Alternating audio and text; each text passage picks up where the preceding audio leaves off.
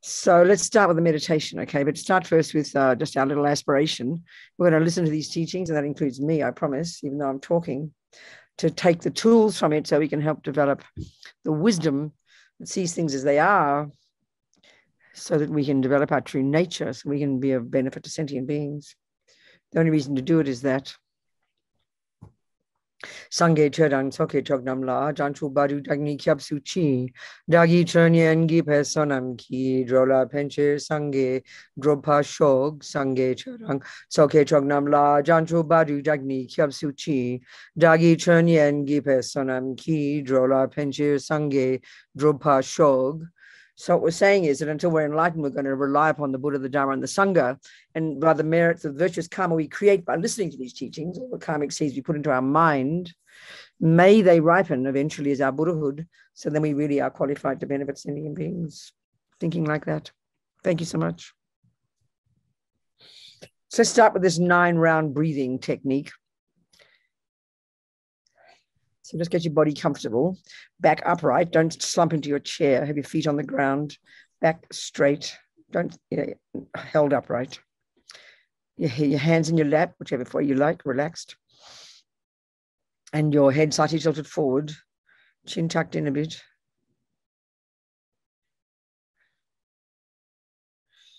And jaw relaxed, lips slightly apart, tip of the tongue behind the top teeth, just near the palate.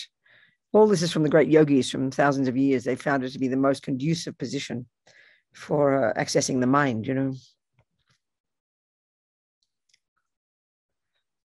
And the eyes looking down, as if you're looking along your nose towards the ground.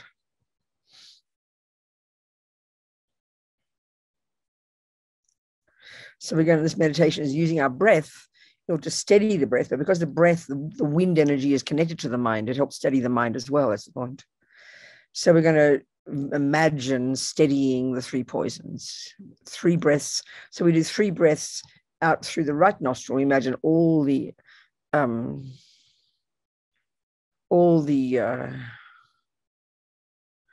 we breathe out through the, so I think it's, whichever way, it doesn't matter, I'm sure. I forget which Lama does. Breathe everything, you're breathing out all the, you're breathing in, let me think which one is best. So breathe out through the left, all your attachment energy. Attachment is this dissatisfaction, always wanting something more, never satisfied, kind of emotional hunger, expectations, possessiveness, manipulation, always thinking of the future. Attachment, all of this driven out through our left nostril like yucky smoke, disappearing into space. 3 breaths. So then you breathe in through the right, and you breathe in all the blissful energy, like white light of all the Buddhas and the holy beings and your own potential, breathing in, and through the right nostril, breathe all the way in, and then it drives out through the left, all the attachment energy like yucky smoke. That's the first 3. The second 3, you're breathing in through your left, all the blissful energy of the universe, all the holy beings, all your own potential. And it comes in through like blissful light and then drives out through the right nostril like yucky smoke, all your anger, aversion, frustration, irritation, annoyance, despair, depression, this whole spectrum of aversion energy, which is what happens when attachment doesn't get what it wants. And the third 3, both, you use both nostrils in blissful light, all the wisdom energy of all the holy beings and your own potential, and then breathing out all the ignorance, the root delusion, in particular the ego grasping, but also broadly the kind of narrow-minded fundamentalist aspect of our mind, which is the ignorance, totally disappearing into space, not one atom left. These 3 toxic emotions, these 3 poisons, which are the basis of all the other neurotic states of mind, the Buddha says cause us so much pain and suffering, and therefore cause us to harm others. So 3 through the left is your attachment, 3 through the right is your anger, aversion, 3 through both is your ignorance. Just go at your own pace, taking full, complete breaths, not forced, and just imagining each one as you breathe, as we said. Left out, yucky smoke attachment. Right out, aversion, anger, despair, depression. Both out, ignorance, just at your own pace, a few times. If you forget, just start again. Breathe all the way down to your abdomen, but don't force, not loud, not forced.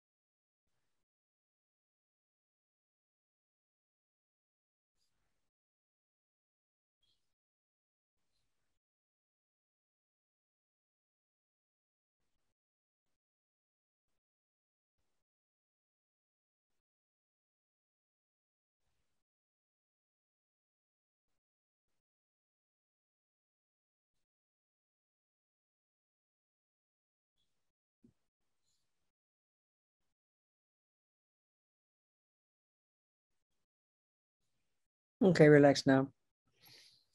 Steady the mind and the wind energy.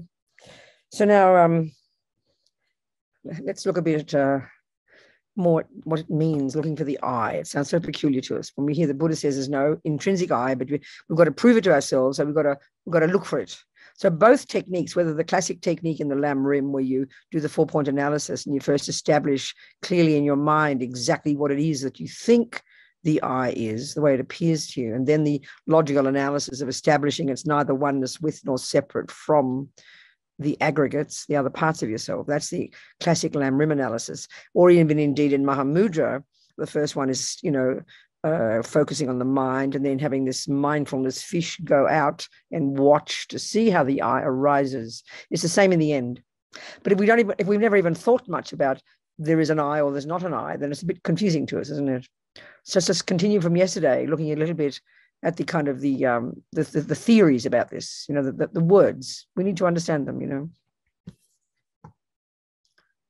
So in general, like I said yesterday, everything in the Buddhist teachings, Buddha is presenting to us what he has found to be true. And why he's doing this is not just to stuff our heads full of his particular dogmas, which we have to believe. Not like that. The crucial point, the point to get.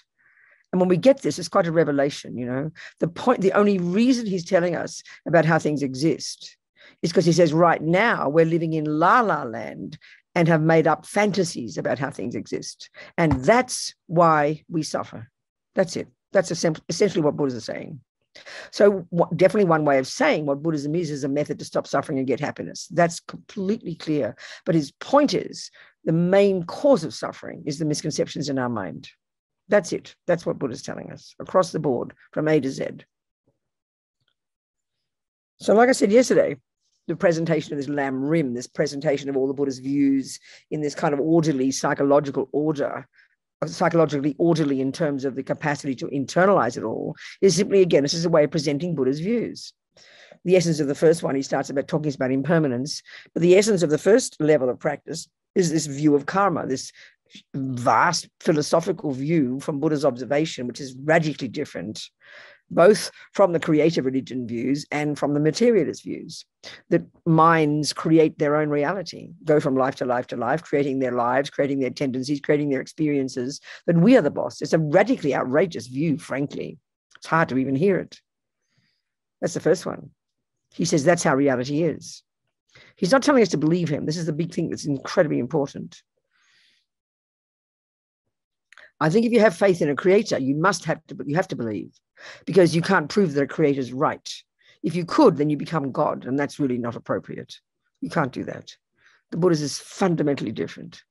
He's a person like you and me who's fixed up his mind, rid the mind of all the misconceptions, and so he's simply presenting his findings. And he says, this is the method for you two to become a Buddha, for you two to stop suffering. This is what he's saying. So it has to be proved. We have to prove it. So we start with a hypothesis. So karma is the first one, the essence of it. Then we get into the mind itself. We start to really learn the nature of the mind and what it is, how it is, and how all these delusions function. Mainly the branch delusions, attachment and anger and anxiety and depression and jealousy, all the other stuff that we're so familiar with.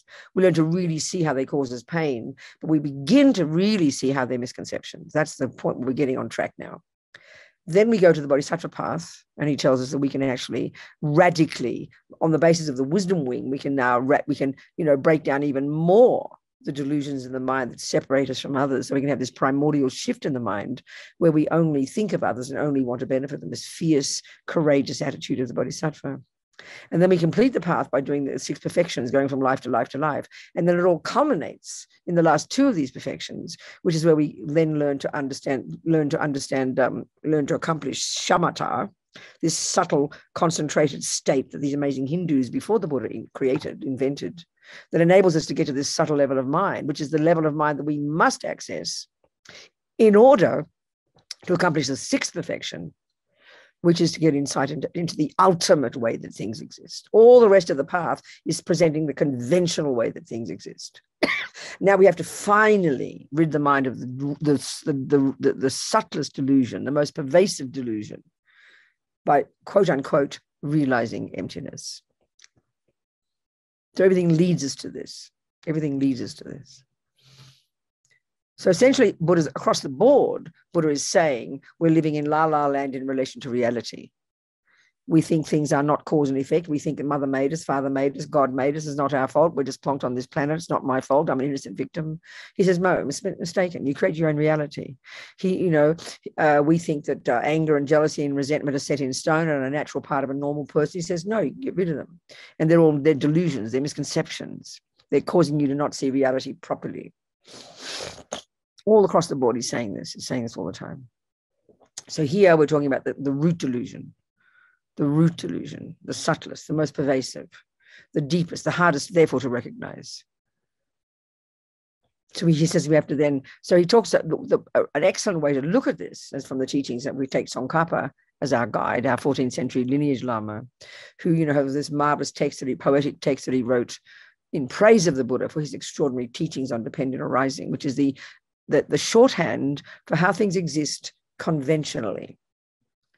And this is the logic we need to use, the best logic, the king of logics, as Lama Yeshe says, to prove finally that things don't have an intrinsic nature.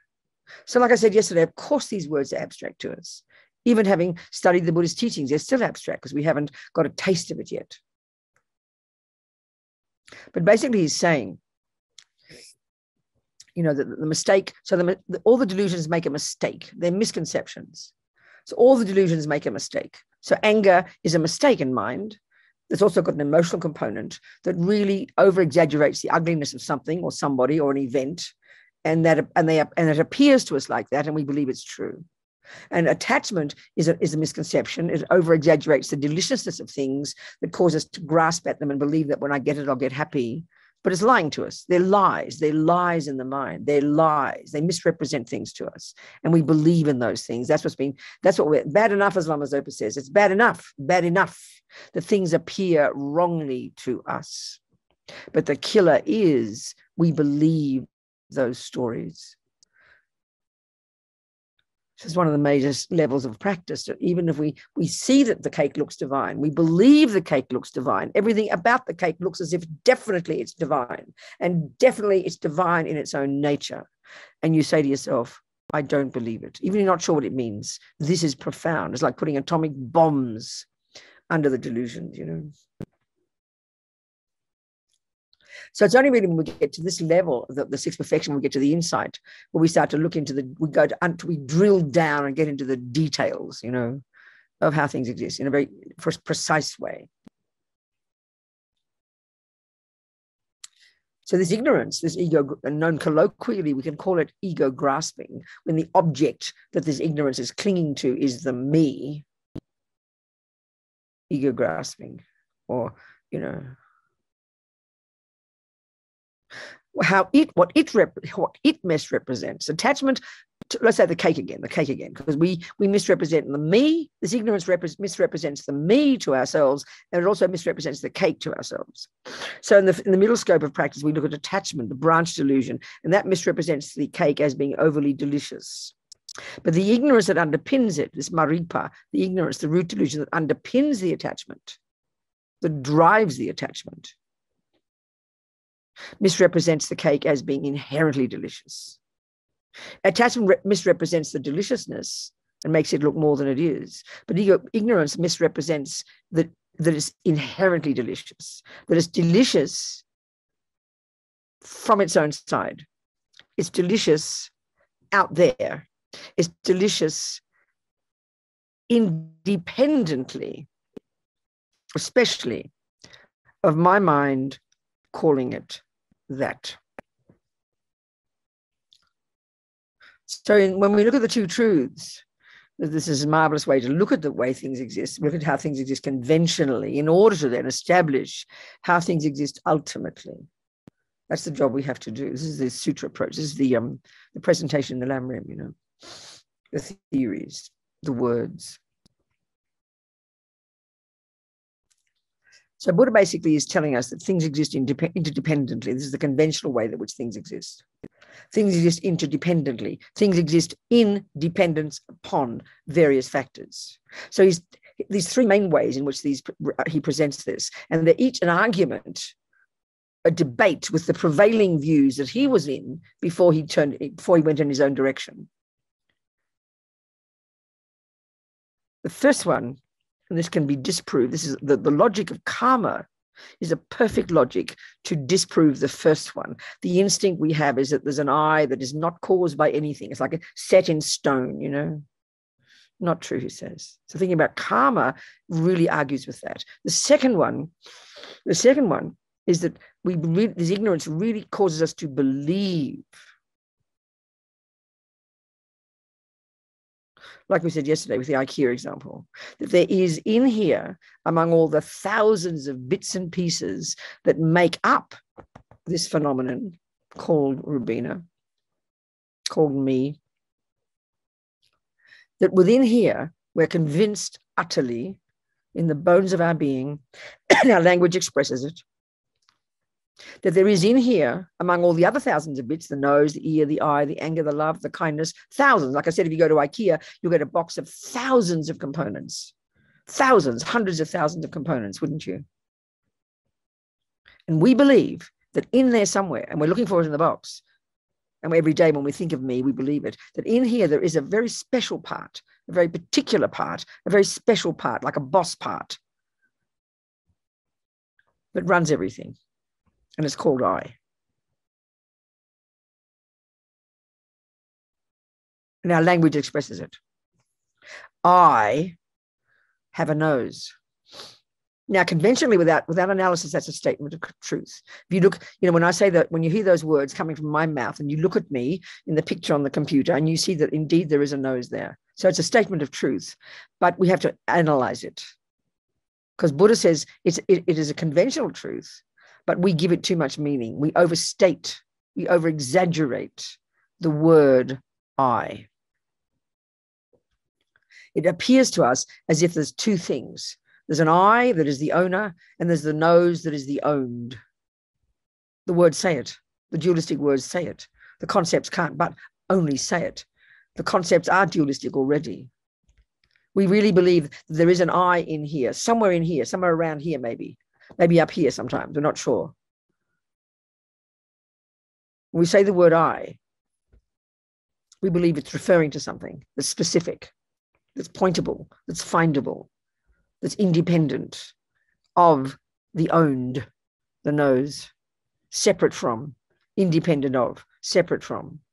The words express it. I is one thing, nose is another. So if it's true, if it's a true statement, you have to find two things. You have to find a thing that's called an I that's not a nose, and you have to find a thing called a nose that's not the I. This is the logic we have to use. We just assume it's true. The other mistake we make is we think the whole of me is I. The whole of me, everything is I. This big lump is I. And we have to argue with both of those because they're both misconceptions, Buddha says. The label can't be the base, as Lama Zopa says. The I can't be the base. The I can't be the parts. If the I is the nose and the nose is the I, then there's only one thing. So why say I have a nose? It's foolish. You wouldn't say it. It's like saying I have an eye or a nose has a nose. So this is just the words for it. We have to go into this in detail. It's like infuriating. Initially, it sounds silly. Only silly because the assumption is so deep.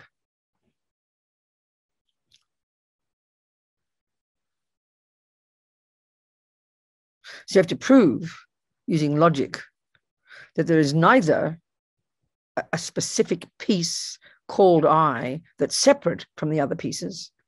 You won't find that piece in its own little envelope in IKEA box.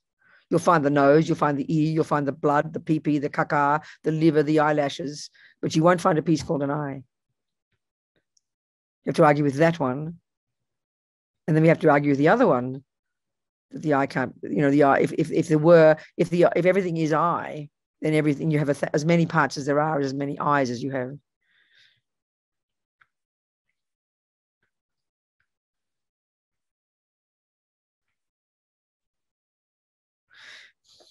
So the second argument, Buddha's argument, that there's no I apart from the parts, is the first part of this one.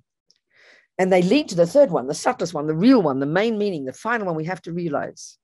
The final one we have to realize, having been through these analyses, is that there is indeed an I, but a dependent arising I, a merely labeled I, not separate, but not separate. It's not the same, but it's not separate. It's different, but not separate. And that's the part that's subtle. It's merely labeled one. That's the third one, the final one. His Holiness says that the I is not empty of intrinsic existence because you can't find it. You won't find it. There will not be a piece called I in that IKEA box. There will not be a piece called I. But that's not the real premise, he says. The I is empty of intrinsic nature because it's a dependent arising. And that's the final conclusion, the merely labeled. So as Rinpoche says, when you realize the emptiness of the I, it's as if there is no I. But dependent arising, there is an I. But what does exist is so subtle, it's as if it doesn't exist. These are really delicious words, because these are the two truths. Right now, we cling to them as separate. We go from like drunken sailors between the two truths. We have the wrong views right now. When we hear emptiness, we hear nothingness, nihilism. When we hear dependent arising, we hear somethingness.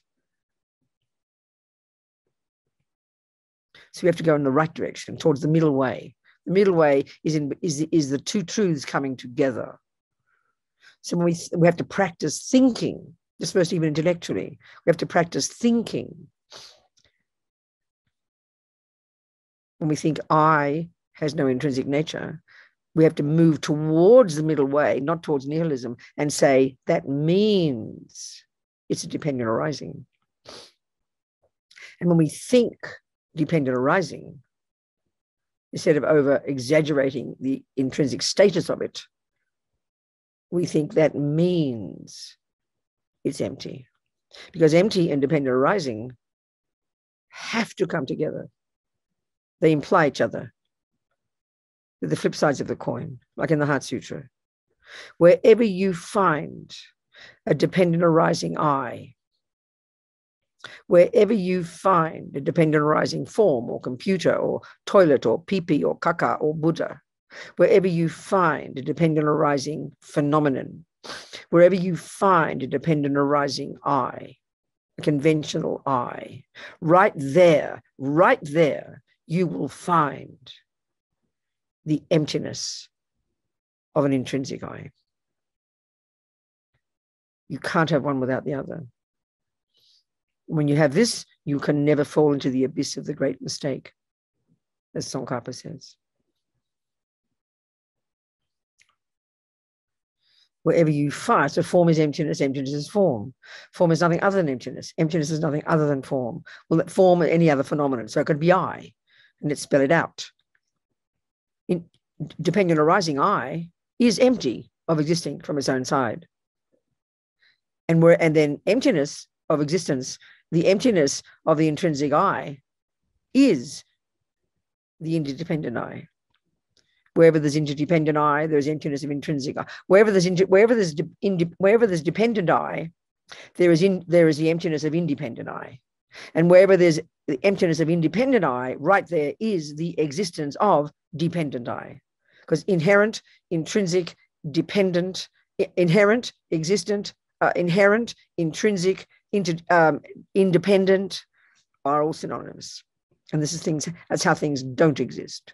Things don't have an intrinsic nature. Things don't exist on their own side. Things don't exist independently. Things don't exist inherently. Things don't exist in and of themselves. Why Buddha's telling us this? Because it's so confusing, so silly to us. Why is he telling us this, we say? Because we think they exist like that. But we don't even know we think this. This is the problem. Because it's so primordial. The mistake's so ancient. The only reason he's telling us is because we think that's how it is. That's why we've got to first establish what we think an intrinsic I would be if it existed. Because then we have to disprove it. If you can't identify what you think the intrinsic I is, you can't disprove it. You can't find the emptiness of it. This is the tricky bit. Lama Yeshe says in Mahamudra that once you've established precisely and exactly what you think the intrinsic I is, that second you will realize its emptiness.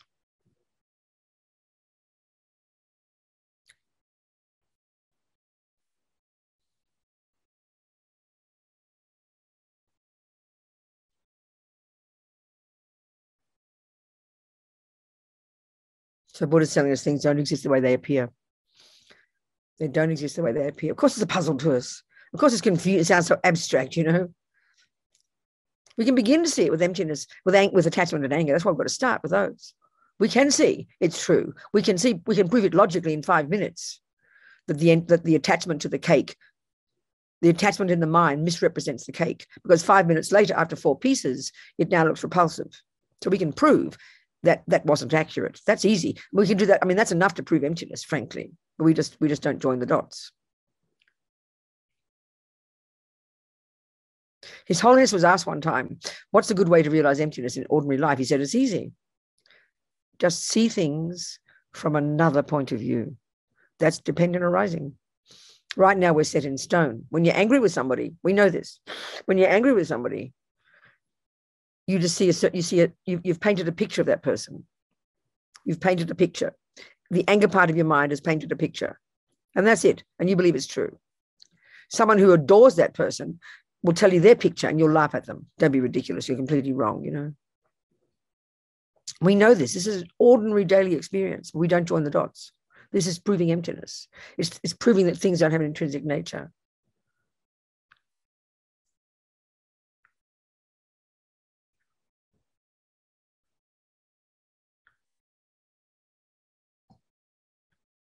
So when we do Mahamudra, we first concentrate on the mind, which is said to be very spacious, very marvelous, you know.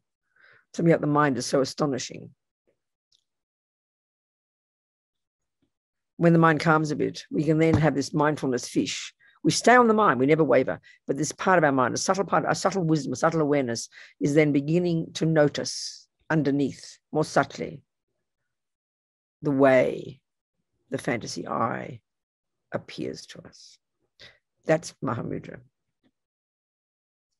So the subtler your mind gets, the better your concentration, the more likely it is you're able to catch a glance, you know, of the fantasy I, of the way it appears to us. It's very subtle, and it's marvelous to try it.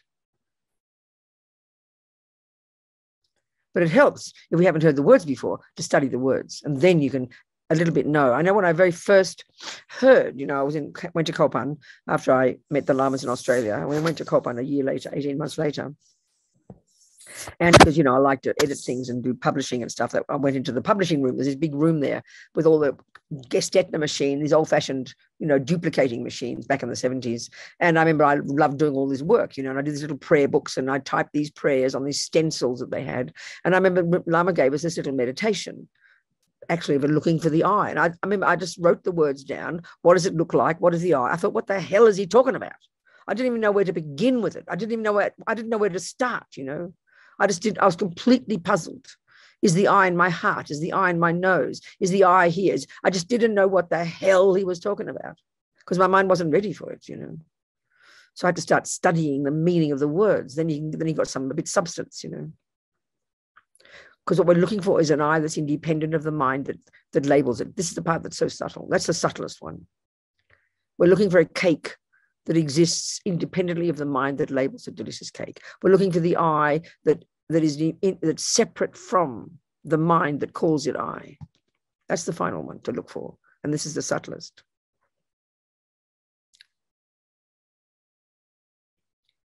I mean, in ordinary life, we can see even a simple way how this is true, you know. First of all, the Buddha is telling us that when we believe in the way that things appear to us concretely and narrowly and, you know, stuck in stone, that's why we suffer. So I always used to like to use my friends in prison as a good example. You know, I think of my friend Mitchell on death row in Kentucky.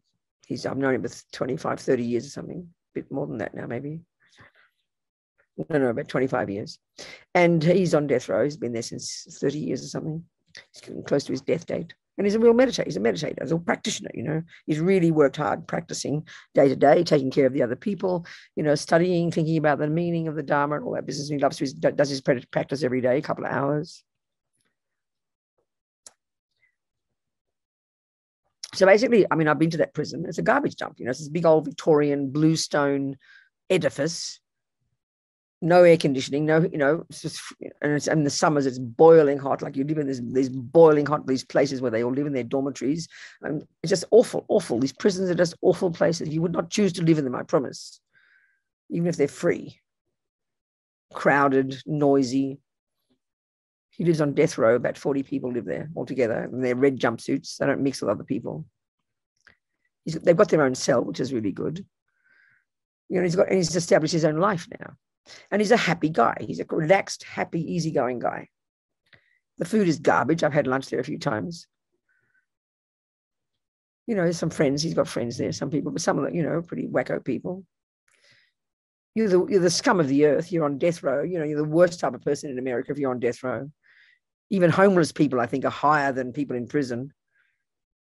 They're like the scum of the earth, you know. I remember he told me he read the newspaper.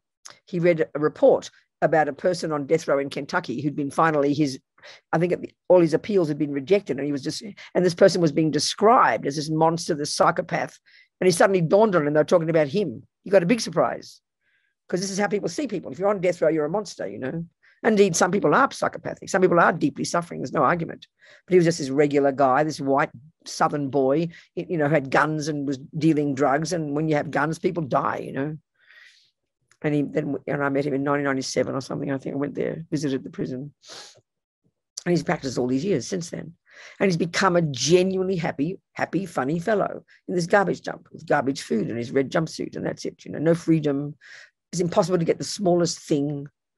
He's learned to completely change his mind. In other words, what he's done is he's radically reconfigured his interpretation of this garbage dump. That's what seeing something from another point of view simply means. So the consequence of that is he doesn't get angry. He doesn't have anger. He's not angry about it. He's not resentful. He's not bitter or neurotic. He's learned to change his way of seeing things. This is the simplest way to put what Buddha's telling us is the remedy to stop suffering, all the way to uprooting the root delusion. That's it. He sees it differently. And even more so, my friend Sonny, whom I always mention, who's actually innocent. I mean, Mitch did kill some people. Sonny didn't. She was hitching with her husband, the hippie kids, and then picked up by two guys, and they killed the police, and the two guys then blamed the hippies, and they're on death row. The husband even got executed. His head burst into flames. I mean, her children were lost, her family died. I mean, just like nightmare after nightmare after nightmare, living for many years in this isolation. Totally, totally innocent. Most people go completely mad. She said, I knew I had a choice. She was this amazingly, emotionally, powerfully skilled, wise person who knew she had the power to change her mind and therefore not go crazy. So she gave up anger, resentment, going crazy, rage, despair, and she turned herself into a happy person. Meanwhile, never giving up on her freedom, and she got out after 17 years, I mean, this is a perfect examples of all Buddhas. I mean, she's not a Buddhist. She just had this emotional intelligence, was able to see that she could change her interpretation of things. And the basis of the benefit of that is you get happy. This is the point the Buddha's making. We can prove it every day. You hear stories all the time. You hear people about it, like in Nazi Germany in the concentration camps, who came out happy because their minds were so radically different. They were able to be happy and kind or loving or compassionate. We can hear it every day. We don't like to hear it because it sounds like it's blaming us if we go crazy when bad things happen. All Buddha is telling us is the source of our suffering and happiness is the mind. And what that means is interpretation, viewpoints, because everything's a viewpoint. Anger is a viewpoint. Jealousy is a viewpoint. Depression is a viewpoint. Attachment is a viewpoint. This is literally true. So we have to paint new pictures, see things from another point of view. That's it. Of course, it's hard.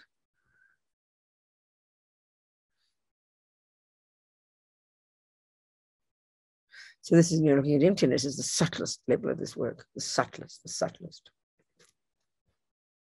So we go one step at a time,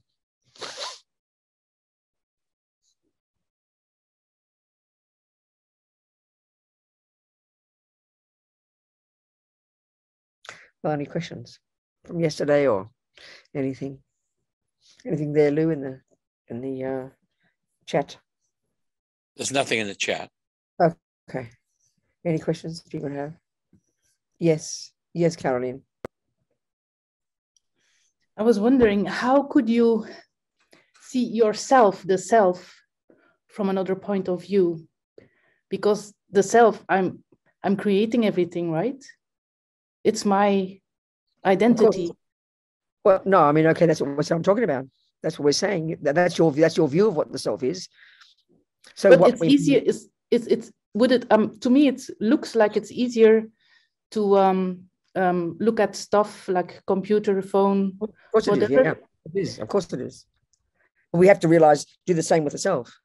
Yes, but that's the job. We have to do it. That's the job we have to do. That's why in Mahamudra, the first thing we have to realize is the emptiness of the self. Then we realize the emptiness of the other thing, which is the mind, which is a phenomenon. Yeah, of course it is more difficult, but that's what we have to do. That's the job. because we're too close to the self, isn't it? Because, okay, that's why we have to think about, what we label as self, even at the conventional level. Look at how we forget the ultimate one. Forget about how we label the I as intrinsic. We don't know we do that, but we label it conventionally. I am fat, I am thin, I'm Belgian, I'm Australian, I'm female, I'm male. Look at the thousands of labels we use that are conventionally true, maybe. We have some conventional truths. This is the interesting point about even conventional truths. You are Belgian. I am Australian. I am a nun. I am 5 feet tall. I have got a bald head. We can establish conventional truths. They are conventional. That's true. Then we've got the other ones that are not even true. I'm ugly. I'm no good. I'm not intelligent. I'm hopeless. I'm depressed in my nature. I'm an angry person in my nature. These are the conventional not truths. These are the lies, even conventionally. And by first even lessening those lies, it helps us get to the subtler one of realizing there's not even an intrinsic I. That's more subtle. So at least we start with establishing what is true, even conventionally. Or another way to put that, it is true I'm Australian, and it's true I'm 5 feet tall. Maybe I'm shrinking now that I'm older. I haven't measured lately. And it is true, I've got no hair, and it is true I'm a Buddhist nun. These are tick the boxes. But another way to say the mistake is, as I say, I am 5 feet tall, or I am Robina, I'm, or even I can even establish, what happens is that is a truth, but the ego grasping makes it concrete, makes it absolute. So the cake is the same example. There is a cake on the plate. Tick the box. It's called a cake, not a soup, a bowl of soup. Conventional truth, it's a cake. Conventional truth, it's a chocolate cake. Conventional truth, it's on a plate. Conventional truth, it's triangular shape. They're tick the boxes. They're truths. They're conventional truth. You get my point? But what we don't notice is, and this is even attachment pervades those concepts and causes the cake to look more delicious than it is. So that's a lie. And then ignorance underneath it, the ego grasping underneath that, causes it to appear intrinsically delicious without depending on my mind labeling it delicious chocolate cake. So it's exactly the same with I. You are I. Caroline is the name of this person on the television screen in front of me, and that's the name of the phenomenon that you are is not chocolate cake, is not computer. You are called an I. That's the name of the phenomenon that you are. You're a human, and you're a human being. So conventionally, you are a person. Conventionally, that is a chocolate cake. They tick the boxes. They're true. But ego grasping in you, the ignorance, as you say I, the ignorance is over exaggerating the I-ness, making it, establishing it as absolute, independent, separate, intrinsic, all of those things. And they're the lies we have to investigate. And first intellectually, and then eventually when we have shamatha, when you have laser-like, brilliant laser-like, subtle, focused conception, this is in the sutra approach, you can then unpack and unravel those lies. Of course it's difficult. You understand?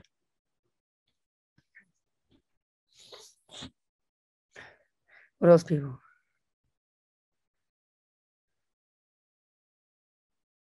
Nothing.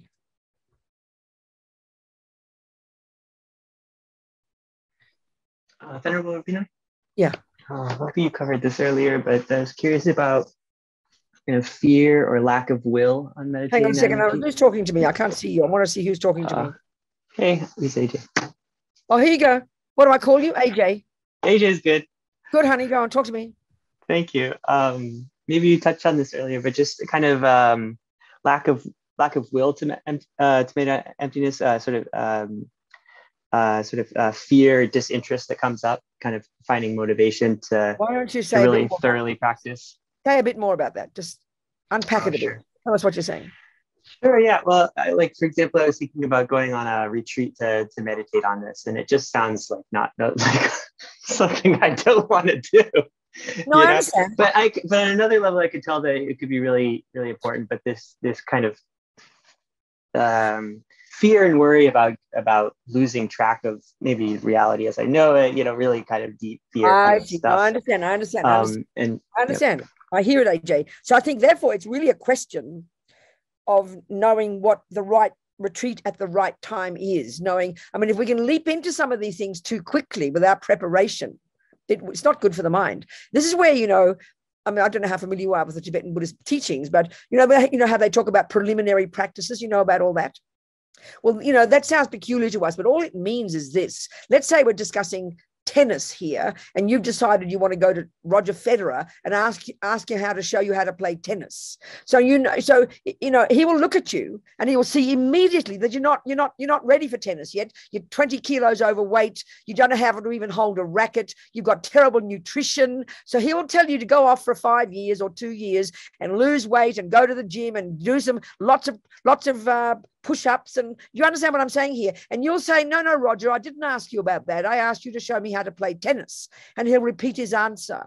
Well, what he's giving you is the preliminary practices, because you're not ready even to pick up a racket yet. So that's why in the Tibetan Buddhist one, it's so important to do all our other the practices, like the prostrations and the mantras and all those, they're like the push-ups and the jogging. They prime our mind. They purify our mind. So then we're more able to listen to and think about emptiness in a clear, appropriate way. Because as Lama Yeshe says in his book, many people get all excited about Mahamudra or Dzogchen, but aren't ready for it. So that you go off to meditate and they end up in a psychiatric hospital. Because the mind is a pretty powerful thing, and so is emptiness. So if you're not, I'm not saying you're not ready, but we need to pace ourselves and know what's necessary. So maybe it's better to go off and do a week of prostrations first, to get ready to prime your mind. And I can see that over the years, let's say you keep hearing the same teachings, let's say we keep hearing the same teachings, but every time we hear it,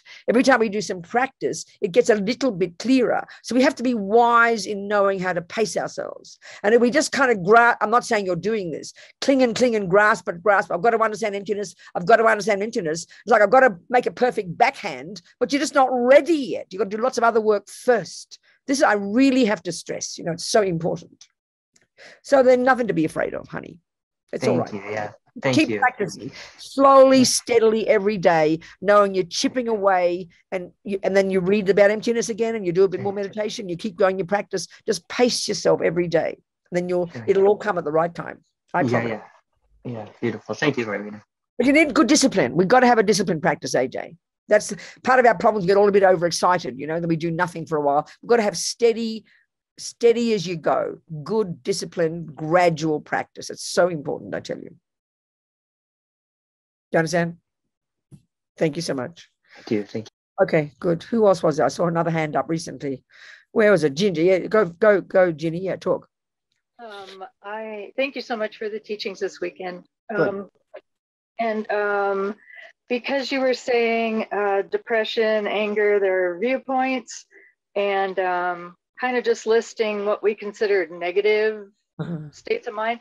Can you expound on how happiness fits into being a viewpoint? Absolutely. How it fits into what?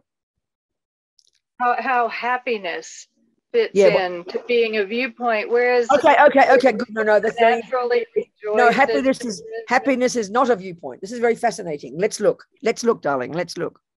Okay, this is a really good point. So this really needs clarity, because we've got so many different definitions of what happiness is in our culture, So if you look at the Buddhist model of the mind, you've got the negative, neurotic, deluded misconceptions. You've got the valid, reasonable, appropriate, virtuous, valid conceptions like love, compassion, kindness. They are also viewpoints, but they're relatively valid, Ginny. It's a really good point to make.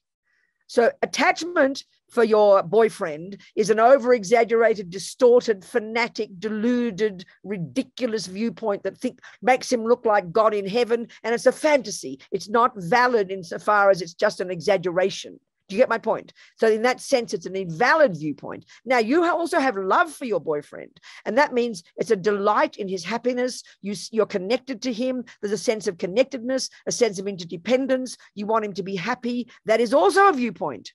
Wanting him to be happy, loving him, but it's a valid viewpoint because it's rooted in dependent arising, relatively speaking. You're hearing me? And it's a source of happiness. Attachment is a source of suffering. Are we so far communicating? Yes, we're communicating. Okay, now, I don't what? understand what you're saying fully. So. Oh, you don't? No. So you can't see how what attachment. So you don't understand what attachment is then? No, I know what attachment is. An yeah. exaggeration of somebody's beautiful qualities. Well, then you do understand that one so far. And anger. Okay. So love is a valid one. If you do you have a love is a delightful. If you have, okay, love in Buddhism is in the second category, is in the virtuous states of mind, because it's a valid cognition. Why? Okay, check this. When you just think of when you're a person you're close to, and you're having a friendly conversation with that person. You're laughing at her jokes. She laughs at your jokes. You listen to each other. There's a sense of interdependence. Wouldn't you agree? There's a sense of kind of the two of you together in this little thing called we.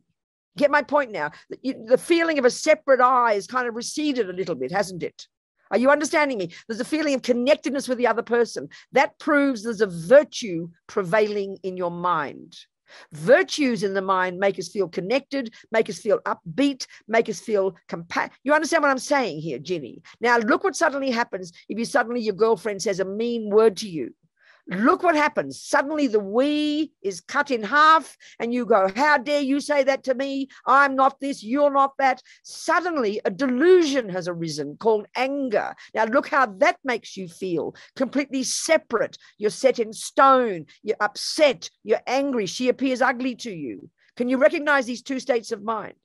So the delusions are the anger, the attachment that are delusional, they're exaggerated, they're distorted, they're based in fear, and they're vividly a voice of a very poor little self-pity me. The virtues are more spacious, connected. Do you get my point here so far? Okay, now there's a third category of states of mind, and I like to call these the mechanics of the mind, that are neither virtuous nor non-virtuous, but they're crucial to have them. So one is called concentration, one is called good memory, one is called discrimination, which is this technical ability, second by second, to discriminate between red and blue and square and round and up and down. It's a very brilliant technical part of our mind. Are you hearing me here, Ginny? So there's lots of those. Now, what's fascinating, the state of mind called happiness is in that category. It is neither a negative state of mind, nor is it a positive state of mind. It's a feeling, it's in the mind, and it's a pleasant feeling. It's called feeling, and there's only three kinds of feelings in this word, the way they use it. There are happy feelings, or pleasant feelings, or joyful feelings, or very joyful feelings. And then there are unpleasant feelings, very unpleasant feelings, suffering feelings, but they're not virtuous or non-virtuous. But they're states of mind. So happy feelings. Our trouble is, because we are so convinced that the chocolate cake, which looks delicious through the lenses of our attachment, is the cause of happy feelings.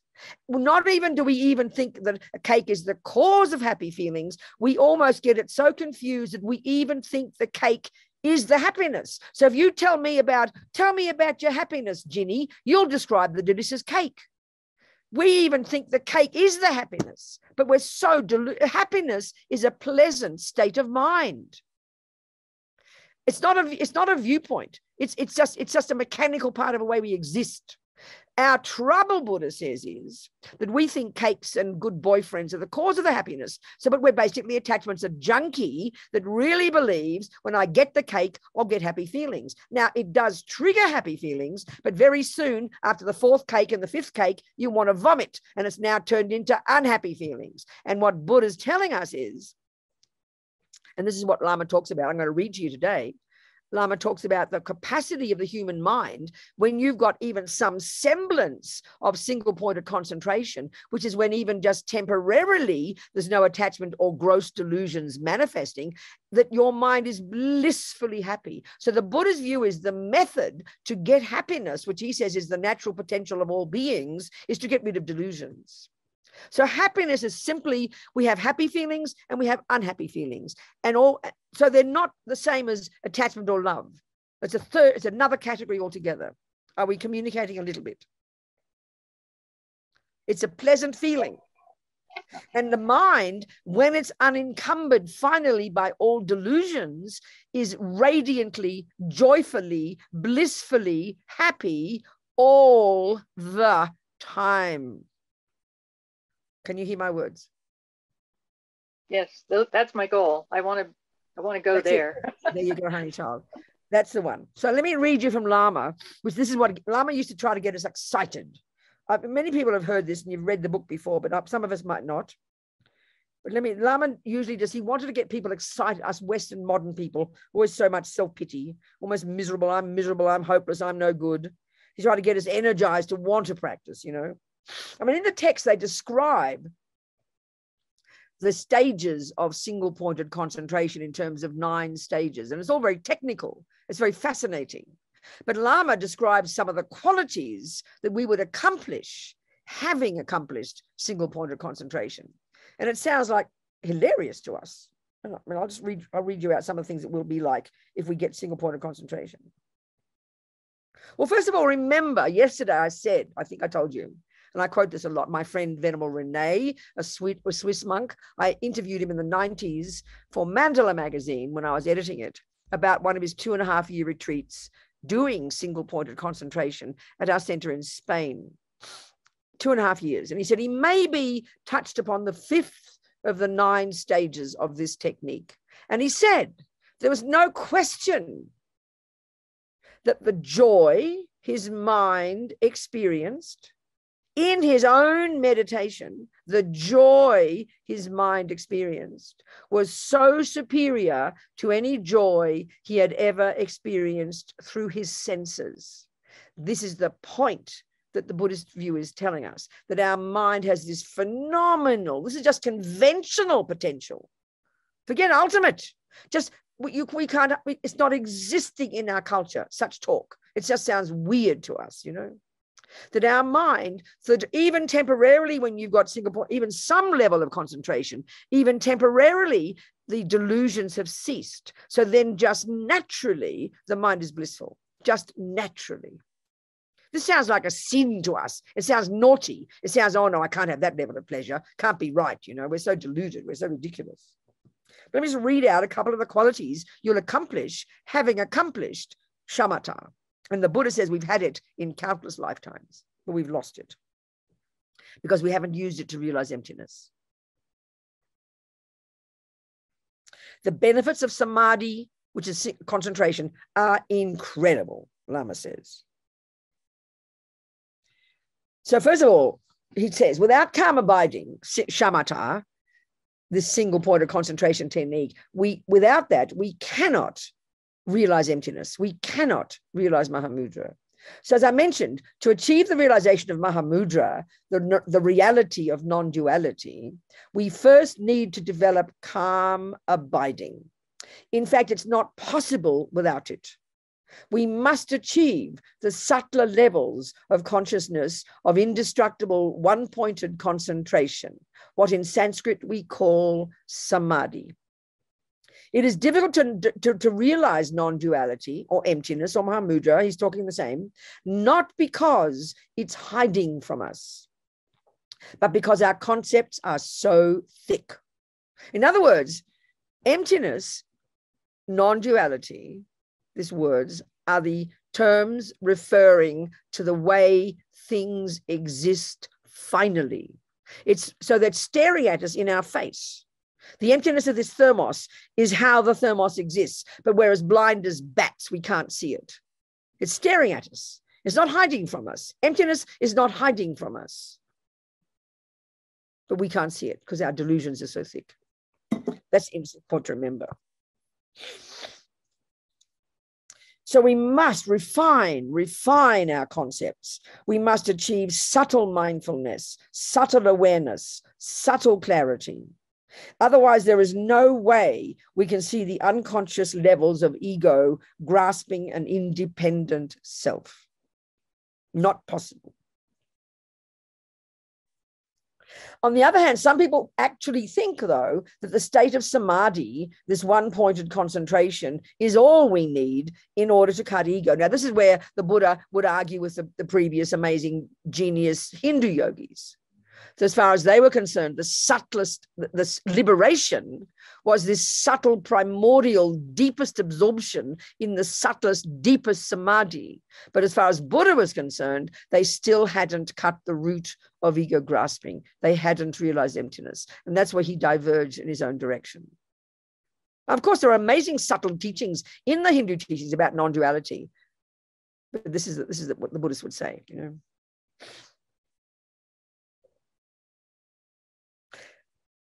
But that is wrong. Lama Tsongkhapa reminds us that calm abiding is not enough to cut the dualistic view. We also need to develop special insight, or Vipassana in Sanskrit. In Tibetan, we call it hlak tong. Hlak meaning extra and tong meaning seeing.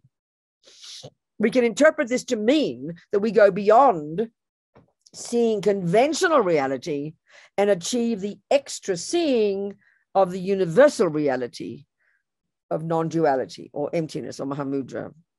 So in other words, we need the two kinds of meditation together, calm abiding and special insight. So how we've been talking in Mahamudra is a very specific way of combining these two modes. You know, simply when you do the concentration first, you stay there. And then when you're ready, you employ the second one, which is the labeled insight, by having the subtle awareness go out and simply watch like a hawk, like this mindfulness fish, without moving, disturbing the waters, without disturbing your mind, watching to see how ego rises, how it appears to us. It's a very subtle combination of the two modes of meditation. The benefits of samadhi are incredible. Nevertheless, even without special insight, the results of samadhi alone are unbelievable, almost unimaginable. Remember, people, these techniques have been around for 3,000 plus years. Slowly, we fancy modern people are catching up with it, you know. Aren't we clever? When we understand this, when we realize how amazing the results are, we cannot help but try to develop it. There's no way we become lazy. We will have much energy and make great effort. We won't even worry about eating. I will explain some of the benefits. First of all, you go beyond sensory and conceptual consciousness. As your concentration develops, remember it's described in terms of 9 stages of ever more subtle levels of focus, you know. As your concentration develops, you'll go beyond your body. Your mind will be non-conceptual.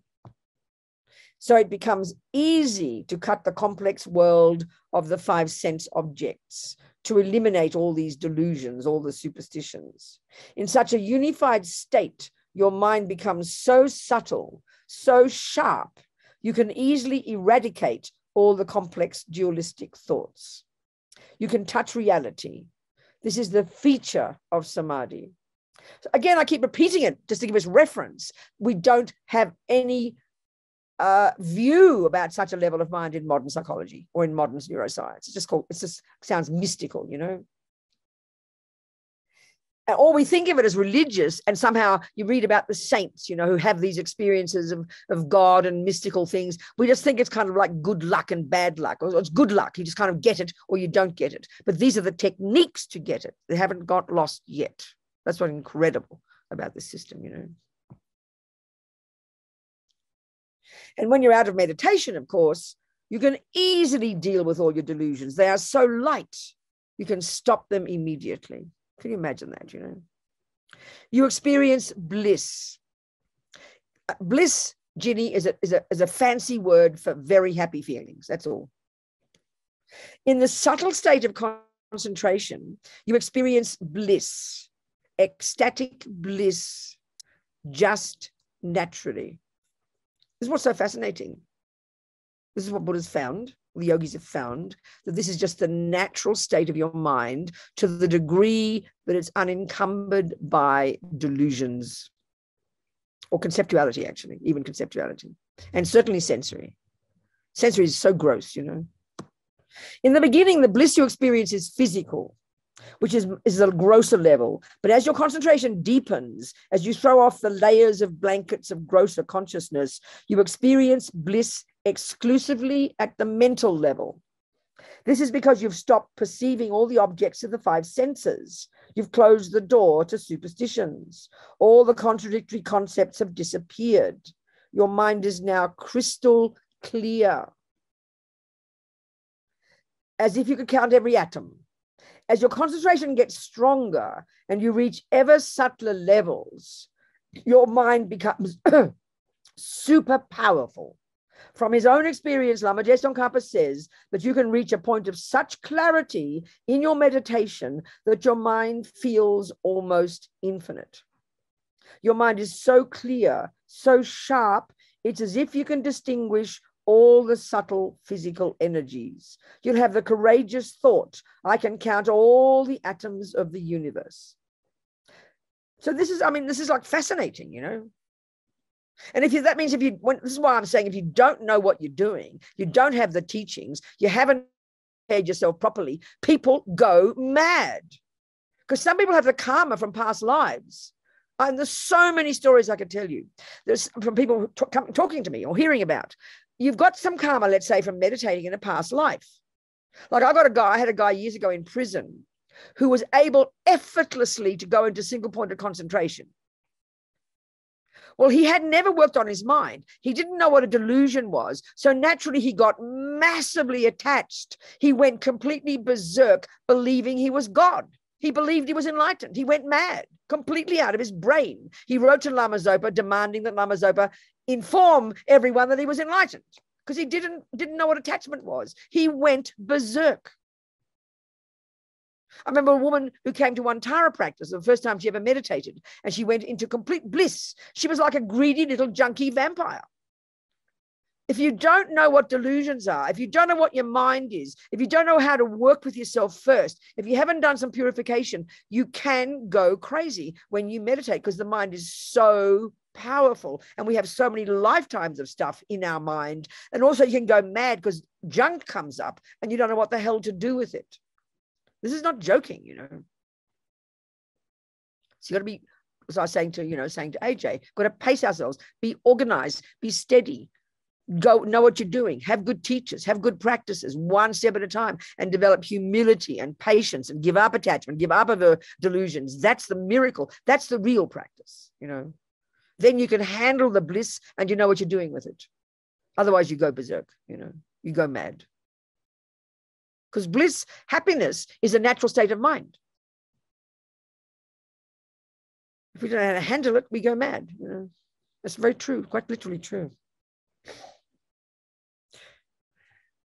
You will have you're always joyful. This is like hilarious, you know.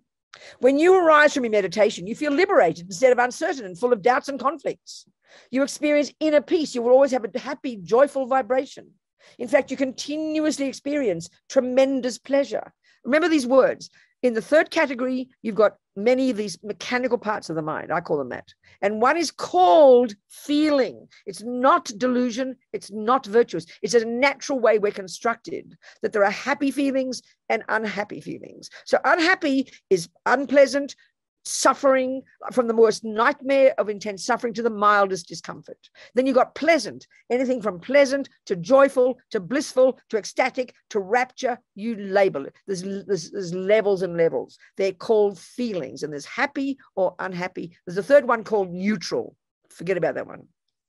The yogis in the greatest absorption have neutral feelings, neither happy nor unhappy. So it's not a virtue, and it's a very specific model, this one. You've got to understand the Buddhist view, otherwise it doesn't make sense. In fact, you continuously experience tremendous pleasure. But the point is this: the pleasure isn't berserk, because it's not driven by attachment. It's only that attachment makes the mind berserk. Even just when you're slightly thirsty for a glass of water on a hot day, your mind is berserk with attachment. You know, the pleasure becomes disturbed, contaminated, kind of berserk pleasure. When we think of pleasure, like the best pleasure on the planet, people often think of it sexual, I suppose. Look at the mind. It's completely out of control, completely berserk, because it's driven by attachment. It's polluted. But bliss in meditation, even mild experiences of it, people all say it's super peaceful. It's peaceful because it's not connected to delusions.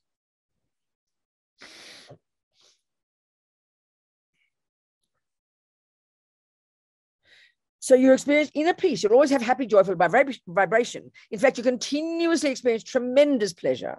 Now the pleasure of chocolate is nothing to you. When you can experience with it, what you can experience now with your mind is super. It's like another realm, another dimension. And when your senses do come into contact with their objects, of course, you experience bliss then too. You hardly even notice whether it's day or night. You know, actually, even now, when you have even samsaric happiness, you have a similar kind of experience. You dance and drink all night, intoxicated with the pleasure. Time just flies. Oh, so, but this is what happens when you're intoxicated with the blissful experience of samadhi. Your body feels so light. This is one of the benefits, they say. When you are out of meditation, the heavy energy of your body vanishes. Your body feels like a brand new body. You feel so light, almost as if you could fly, almost as if you had no body at all. You develop clairvoyance. Lama Tsongkhapa says that you will develop clairvoyance. According to the Abhidhamma teachings, there are two kinds of clairvoyance. One is what we understand as intuition, an untrained sense that we will all have to some extent. For example, you might feel strongly, without any logical proof, that something has happened to your dear friend back home. The other can be gained by training the mind in meditation, as we are discussing here.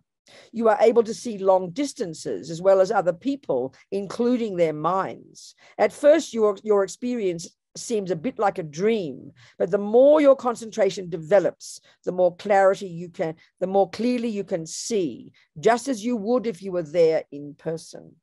This kind of clairvoyance is not imagining something. It's real in the present, not a fantasy. So again, we hear about clairvoyance, but mostly for us, you hear about people. It's like some kind of, potluck experience that comes up, but there's no techniques to get it. This is a technique to get it. And of course, the Buddha would say you need it in order to really benefit sentient beings. You can't really begin to benefit until you see people's minds, see their karma, see their past and future. Then you're a really wise advisor, Time for a break. Any questions before I have a break? Before we have a break. My voice is running out again. I'm sorry. Any questions there, Lou? Nothing in the chat. Okay. So why don't we have a 30-minute break, and I'll see you in half an hour. Okay. My time is a quarter. It'll be a quarter to on the hour. Half an hour. Yeah, Lou. Okay. Yes. Thank you, Perfect. See you in 30 minutes. Thank you. Thank you. So let's talk a bit more than I think. Just let's look at this. This kind of the approach of using the logic, okay? Using logic. It sounds surprising to us, I think, to say we have to use logic. We're so used to thinking that spiritual teachings are kind of beyond thoughts and things. But I mean, the trouble, if we understand this approach, that all these misconceptions, these emotional afflictions are based in being concepts. But it's a bit like, the concepts are so primordially there, we don't notice them any longer as concepts. In other words, we've practiced them for so many lifetimes, they literally become instinctive and they're basically emotional. So we can't hear the thoughts that underpin them. And that is why we need single-pointed concentration to get to a subtler level of mind, which we can then use in a very brilliant way to do logical analysis. This is really what we're trying to do, not just space out, We've got to use a really refined level of mind to do logical analysis. And what you're trying to do is literally argue with the misconceptions.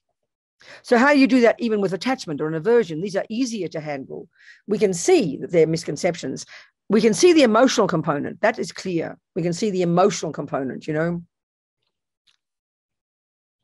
But it's when the body's shaking, But what we've got to start to do is look deeper into seeing how they're basically misconceptions. That's the part that I think once we get it, it's quite a revelation for us. So again, look at attachment and aversion, these two main delusions that are the voices of the root delusion, the ego grasping that assumes an intrinsic I. So attachment is this, like I said, it's multifaceted. It's emotional hunger. It's all those emotional components, the emotion, the neediness, the expectations, the hunger, the manipulating, the grasping. All of those are attachment. Anxiety, we are very familiar with those emotional components. But what we've got to do is dig deeper and see the misconception. And as I've been talking, we can hear this.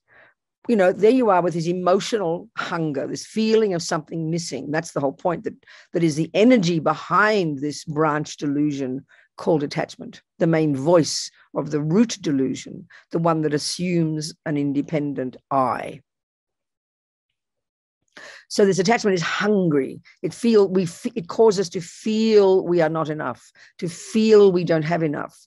So that's why it's emotional hunger. So there's an assumption that there's something out there. This is the first level of it in relation to the objects of the senses. There's something out there that such when I get it, it'll fill the gaping hole. That's really what attachment thinks. But it's completely instinctive. We don't say this intellectually to ourselves. It's instinctive because we've practiced it for so long. We've believed in this misconception for so long. So the key thing when we start to understand the mind is and this is again utterly important to understand, the key function of all these afflictions, all the neurotic emotions, all the delusions, all the negative states of mind, the key function, apart from the emotional component, the key function is that they are misconceptions, and they're misconceptions insofar as they exaggerate the actual existence of the thing they're seeing. So the cake is a simple example. Now, we all know it, but we don't join the dots. That's the point. And when we have to start to join the dots, we know that when you're hungry, the cake which you're attached to looks so divine, and it's irresistible, isn't it? You can't resist it. You've got to get it in the mouth. And that's just a mild example. We actually know these experiences. Then we know, if we tracked that experience from the first mouthful to the second piece, the third piece, we tracked it carefully, did an analysis, which we need to do, a careful analysis of an internal analysis, not the external. If we tracked the experience as we go through the first piece, the second piece, the third piece, second piece, so on and so forth, we know, first of all, the different parts of our mind that are involved. The key one is attachment, which is hunger that causes, we know it, causes the cake to look extremely delicious. This is just the attachment. I'm not even discussing the root delusion, the ignorance that underpins the attachment that causes us to believe the delicious cake appears intrinsically from its own side on that plate. I'm just discussing the attachment itself, not the delusion beneath it. That attachment causes it to look more delicious than it really is. And then, of course, the hunger, the emotional hunger, the attachment craves to get it in the mouth. And then what's coming is this massive expectation. That's another characteristic of attachment, the expectation of the pleasure that will be triggered once it hits the tongue, which is what happens. It does trigger pleasure. So remember, this pleasure is in that third category of states of mind. It's neither negative nor positive. It is not a function of attachment. It is not a function of anything. It is a separate state of mind, but we think it's directly related to the attachment. We think the attachment, we think the cake, the access to the cake, we think contact with the cake is the direct cause of getting pleasant feelings. Now, the reality is pleasant feelings do arise. They do. We know that. But we misconceive it and we assume the cake is the cause of it, because our trouble is we don't know, and think about this, we don't know how to have pleasant feelings just by sitting there. You understand? Okay, we can sit having a fantasy. We can energize pleasant feelings by having a fantasy in our head. It shows how powerful our minds are. But just by sitting there, no pleasant feelings will arise. We need an object of the senses to trigger it, don't we? That's how gross we are. That's how limited we are. So we have to get the cake, the boy, the thing, the sound, the smell, the object of the senses, in other words. This is the grossest level. So the only way we know, this is what being in samsara means, the only way we know how to trigger a pleasant feeling, is to get a thing. So, of course, we believe the cake, the boy, the thing, the job, the event, you name it, is the cause of the pleasant feeling. We see a direct relationship between them. Well, technically, literally, there's no direct relationship for the Buddha. It's a misinterpretation. It's a complete misinterpretation. That's the tragedy of samsara. So now we do the analysis of the experience. We know pleasure does arise, but look what attachment's doing. Even though attachment is massive at this moment, the very first mouthful, it's the anticipation of that pleasure, isn't it? And that's half of the pleasure, the anticipation of the pleasure. The anticipation of going out on that special event, the anticipation of going out with a boyfriend. The anticipation is a major part of attachment. You're anticipating the pleasure. The anticipation of having that baby. I mean, unbelievable attachment involved in that. And then you get the object in the mouth, the cake comes, and it does trigger pleasure. But look what's happening as we're chewing that first mouthful. Attachment is actually not satisfied. It's already dissatisfied. Even as you have the first mouthful, even as the pleasure's coming, attachment is still hungry. And already it's anticipating the second mouthful, even before you've swallowed the first one. In other words, attachment did not get satisfied by that first mouthful. It should, because that's the best pleasure you're going to get. The pleasure you're going to get from the second mouthful and the third, it's downhill from now. But we can't bear to think about this. It's too painful for us. So we're hoping, the attachment is hoping. So it's all a lie. Attachment is a total lie ingrained in our mind. So this attachment is frantically hoping for better pleasure for the next mouthful. But already, if we do the analysis, we'll see that the pleasure is slightly less. But the anxiety to get more pleasure is even stronger. So you're having the third mouthful. And you're noticing the pleasure's still there. The cake still looks delicious to you. But already it's fading. If you do the careful analysis, you'd see the experience is fading. The pleasure's fading. And what is it fading into? It's gradually, inexorably fading and becoming unpleasant. It's not as if the pleasure sort of stops and then something else happens. It gradually, incrementally, gradually becomes unpleasant. But we're still hoping the cake will bring that pleasure. So we'll stuff another piece in and we'll stuff another piece in. We know that. We can't stop because the anticipation of pleasure is now desperate. The emotional hunger is not satisfied. It's even growing. It's even more. The pleasure is diminishing until the point is finally you've got to stop because you'd vomit if you had a fourth piece. That is a description of the pleasure that we have in samsara based upon objects of the senses. Sometimes it takes longer. Like, with a boyfriend, it might take more than 5 mouthfuls, it might take several years or several months. But this is the way pleasure in samsara manifests. And we have to do this analysis. But initially, it's very depressing because we think, what's Buddha trying to prove? Is he trying to make us miserable? I mean, what's the point? Buddha's point, we're going to say, is he trying to make us miserable? What's the point? What's he getting at? But all he's trying to get us to do is to see that the pleasure we think we're getting, it is pleasure, but it's contaminated by that attachment. It's the pleasure of a junkie, basically. It's the pleasure of a junkie. The pleasure we have in samsara, based on the belief of attachment story, that cake, the boyfriend, the job, the event, the thing, the this, the that, whatever it might be, will bring me pleasure. That's the lie. And all that experience is layered in lies, layered in misconceptions. So because it's so habitual, we don't question it. And even when we do question it, because we're such junkies, it's really hard to change. Really hard to change.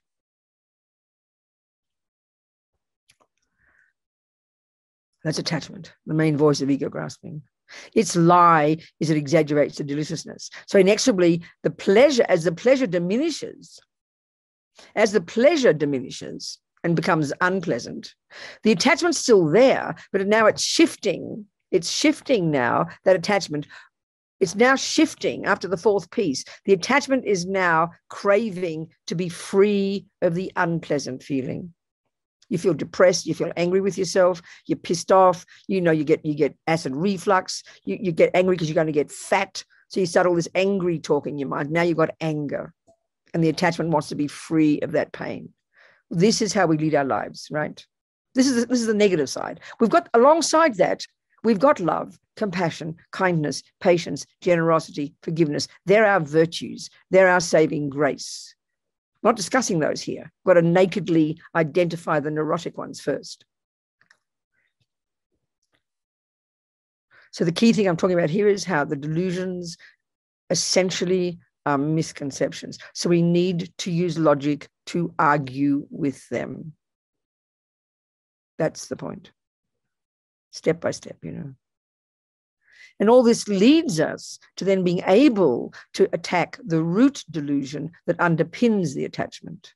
In this case, the ignorance that believes that delicious cake exists intrinsically, inherently, independently of my mind calling it delicious cake.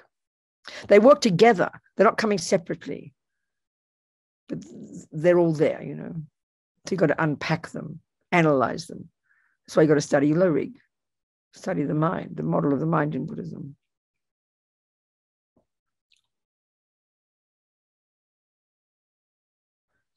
All the delusions are liars. We believed in them for eons, you know. That's the thing. So there are the emotional afflictions, these ones, like the root of the afflictions, the emotional afflictions, the ones that are emotional. But there are other misconceptions in our mind that Buddha says also causes suffering, you know. And that's, for example, the misconception that there's no cause and effect. The misconception that I'm this inherent person that got plonked on this planet by somebody else, thinks I'm an innocent victim, I didn't ask to get born, it's not my fault, that blames everybody for my happiness and suffering. That's a massive lie in the mind. That's rooted in ego grasping. It's rooted in the root delusion, but it manifests as not having any view of cause and effect. The Buddha's view says, no, in fact, no one made you.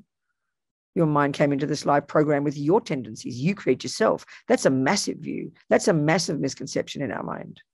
That really takes time to practice. That really takes time to take as a hypothesis. And when we start to really have confidence in that viewpoint and counteract the misconception that, you know, of no cause and effect, I play no role in my life, which is ego's view, then you get less attached, less angry, less jealous, more kind, more patient, more forgiving, just naturally. But you've got to apply it. Otherwise, we can hear the voice. How dare you do that to me? It's not fair. I should get more money. I should have this. I need a better job. You don't appreciate me. All this hurt and pain we have.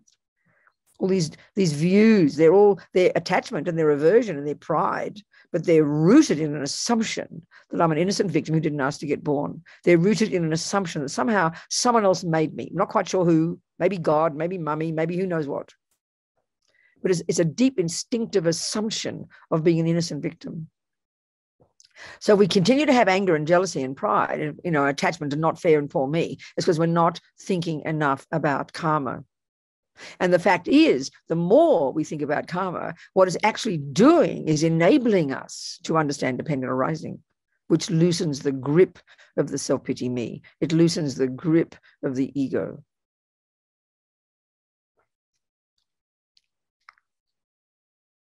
Buddha's telling us that what he presents as reality, why he tells us about it, is because we're believing in the exact opposite. So what being a Buddhist means is you're listening to Buddha's views and you're attempting to listen to them, think about them, and you've made a decision that you're going to take them as your hypothesis and attempt to internalize them. That's what being a Buddhist means. Not just watching your breath, not walking slowly, not doing a few mantras. That's not being a Buddhist. It's reconfiguring your interpretations of the universe across the board. That's being a Buddhist. No one's forcing you. It's up to you to choose it. Then the result will be more confidence, less self-pity, less attachment, less fear, less anger, less depression, less jealousy. That's not even discussing emptiness yet. We're moving towards it. Then you add compassion to the mix. And we realize everybody's in the same boat, you know. That even less, and even then continues to lessen the suffering. We have more courage, more kindness. We realize everybody feels the same as me. This all helps us get to now the sixth perfection, where we really start to attack the root delusion, the subtlest one, you know, and see what lie it is telling us. So it's telling us that everything is seen by us as something, as independent. This is the subtlest one, as independent of my mind calling it that. There's simple levels of this, but it leads to the subtlest one. But we can see the simplest level, like my example of my friends in prison. It's the same prison. Mitchell is in one cell and his friend is the next door neighbor is in another cell. And one guy sees it as disgusting and is always depressed and always angry and always upset. And Mitchell is learning to be happy. So what's the difference? The cell is the same. The bricks are the same. The food is the same. The weather's the same. We know this. This proves emptiness. Mitchell has changed his interpretation of his shitty prison. He's seeing it differently. That's how to realize emptiness. It's much subtler, but it's in the right direction. So we're trying to see the I differently. So even one can, with Carolyn's mentioned, even a conventional way to do that. Like, so say with your mum, say people you don't like. We all have people we don't like. People who hurt us, people who are unkind to us, So what's arising in our mind is anger, aversion, that paints a certain picture of that person that seems very absolute, very, very, it's like a picture. Literally, you've painted a picture. You've literally done a painting of that person in your mind, and they're ugly. They're mean. They're nasty. Don't like them. They're ugly. Because anger is painting the picture. So a really profound and simple way to apply dependent arising, to apply emptiness, is consciously come up with some good qualities in that person. It's so simple, it's embarrassing. Just to come up with some good qualities. See their good qualities. What's good about my ugly old grandma, You know her ugly qualities. You know she's paranoid. You know she's mean. You know she gets angry. You see all that. And you've painted that picture. Just start to find some new qualities. See her good qualities. First we have to do, actually interesting, forget that. Forget it, look at ourselves. We've all got a very strong picture of who we think we are, conventionally. Very fixed, we wrote down, if we wrote down an opinion of ourselves, mostly it's negative. I'm too this, I'm too fat, I'm not enough, I don't do this well, I'm too limited, I'm scared, I'm a bit angry, I get depressed, I'm this, I'm jealous, I'm that, I'm a bit fat, I'm a bit old, I've got too many wrinkles, my double chin, my big bottom, my wrong shaped toes, my wrong shaped nose, my wrong shaped lips, my wrong shaped vagina, you name it, baby. We are detailed in our analysis of all the bits and pieces of us that aren't correct, that aren't right. It's the default mode of sentient beings. So no wonder we're miserable. I mean, Mother of Jesus, no wonder we're miserable. It's the commonest thing in the universe. People to find faults in their own appearance, just the body, just the body. Forget about everything else. So that's a conventional, it's a view, and it's a conventional me. So there might be some truth in it. You might be fat. Technically, you might be overweight. That might be true. But aversion over-exaggerates its badness, doesn't it? It might be bigger than other people's. It might be correct. But aversion over-exaggerates it. You might be lazy, but aversion over-exaggerates it. So you set it in stone. You might have a tendency to be angry. But we over-exaggerate. Aversion over-exaggerates it. And then ignorance sets it in stone. This is who I am. This is me. These lies, the layers and layers, always there. So we have to paint another picture. It's really a good exercise for us to simply see our good qualities. It's almost embarrassing to us, Don't exaggerate them. That's what pride is. Pride would then exaggerate your good qualities. All the delusions in their nature exaggerate. So we either have low self-esteem or we have pride. Pride over-exaggerates your good qualities, and low self-esteem under-exaggerates your good qualities or over-exaggerates your bad qualities. We never get it kind of right, Under-exaggerating, over-exaggerating. And this is the nature of the afflictions. It is the nature of these emotional afflictions. That's what it does. That's what they do. So practicing on these is preparing us to loosen the grip of the root delusion.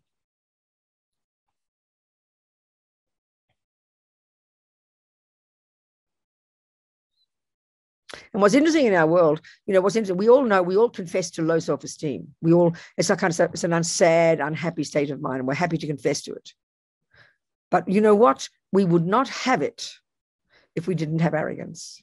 So if you've got low self-esteem, I'm sorry, it's because you're arrogant. This is very, very embarrassing to hear it. None of us think we're arrogant. Because arrogance is an over-exaggeration, and it's kind of like a puffed up, very fragile. Delusions are always very fragile. So an over-exaggerated sense of importance. And then, you know, it's like you're trying to prove it to yourself all the time, you know. And as soon as you meet a person who's better than you, you collapse into low self-esteem. You can't take it personally. How dare that person be better than me?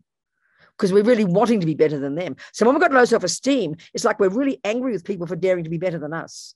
So it's really a horrible state of mind. But it's because of arrogance. If we didn't have arrogance or pride, we would not have low self-esteem. We need to see this. We've all got it. Not to hate yourself for it, but to see it and own it. Because all these delusions over-exaggerate something. Pride over-exaggerates your good qualities. Low self-esteem over-exaggerates your bad qualities. They never get it right, you know. Aversion over-exaggerates the ugliness. Attachment over-exaggerates the deliciousness. And then, of course, once we start to really look into our minds, we get to the deeper attachment, the deeper, more primordial attachment, the subtlest one, which is attachment to how we're seen by others. This is there constantly, the voice in our head, you know.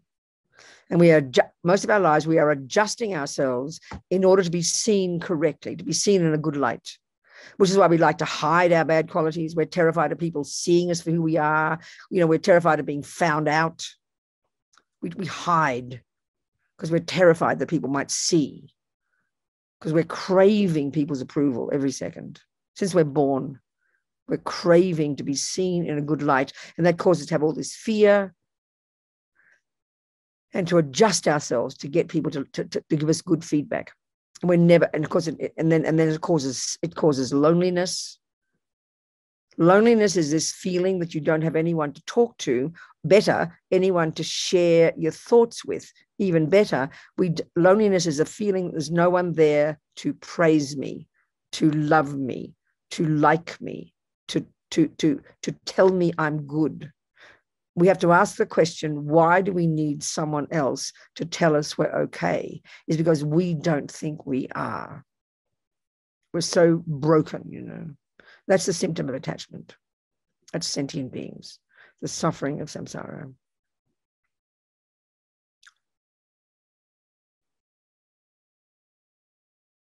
These are all the branch delusions. And without understanding these, you cannot understand emptiness. You cannot understanding.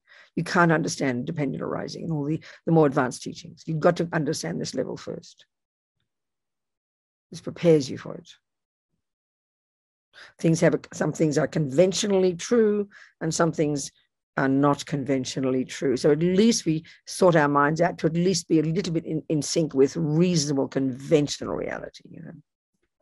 The virtues, patience, self-respect, self-confidence, kindness, generosity, satisfaction, less attachment, less anger, less jealousy, less pride, less low self-esteem. You know, that's our practice first.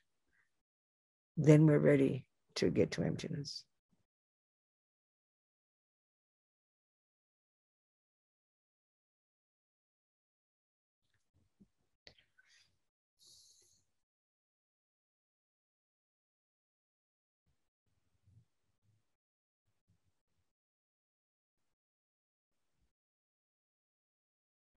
Any questions, anybody?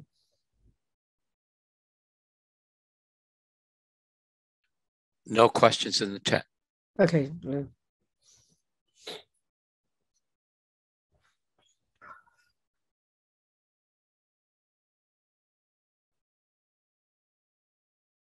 a lovely saying in the West, we say we've got to become our own person. I think it's very special, that. It's very meaningful. It's very accurate. Buddha would like that. Become our own person, you know. We live, as ordinary people, all of us, we live in reflection of others, you know. Never satisfied with who we are, never satisfied with what we've got, never satisfied. And always hoping out there, watching, even when we're driving, think of this one, even when we're driving the car, a stranger toots their horn at you, you get upset. Because somebody you don't even know, somebody whom you can't even put a face on, has dared to disapprove of you. We have a mental breakdown, don't we? It's because of attachment to reputation. This attachment to reputation. The deepest attachment, the most primordial, the last one to go, is this craving to be seen in a good light. So when we've really got that, somehow, this, like, that's why some of us become so secretive. We would do everything in our power to hide ourselves from people, because we're terrified of being found out, terrified of being found out. So we try to, hide what we are. This hiding is a very strong function of delusions,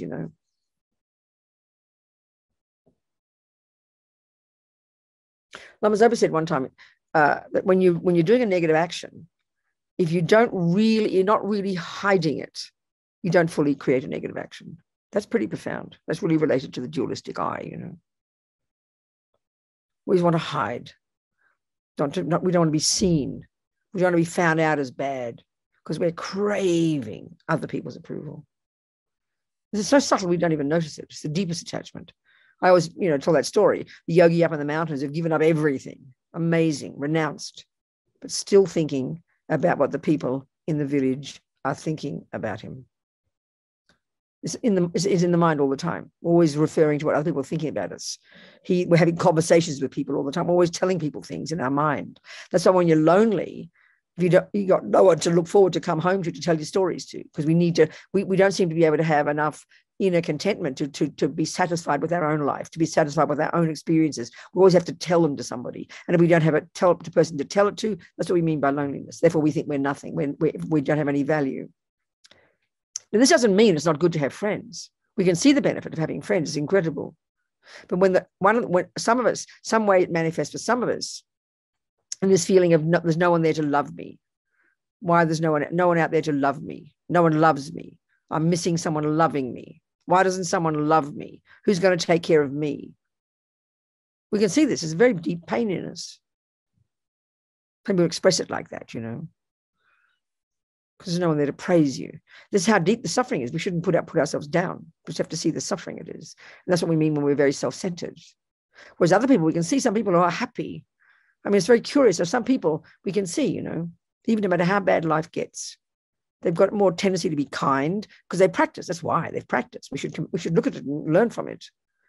They're happy. Instead of thinking, who's going to love me? They think, what can I do? That's a powerful one to try and change. It's very hard for us because we are lonely. We are sad. We do have no one to love us. It's true, some of us. But maybe it feels kind of annoying to think that I've got to go out and love somebody else, But that's a very powerful method, I tell you. What can I do to help others? What can I do to love others? How can I help others? That's called love. That's amazing.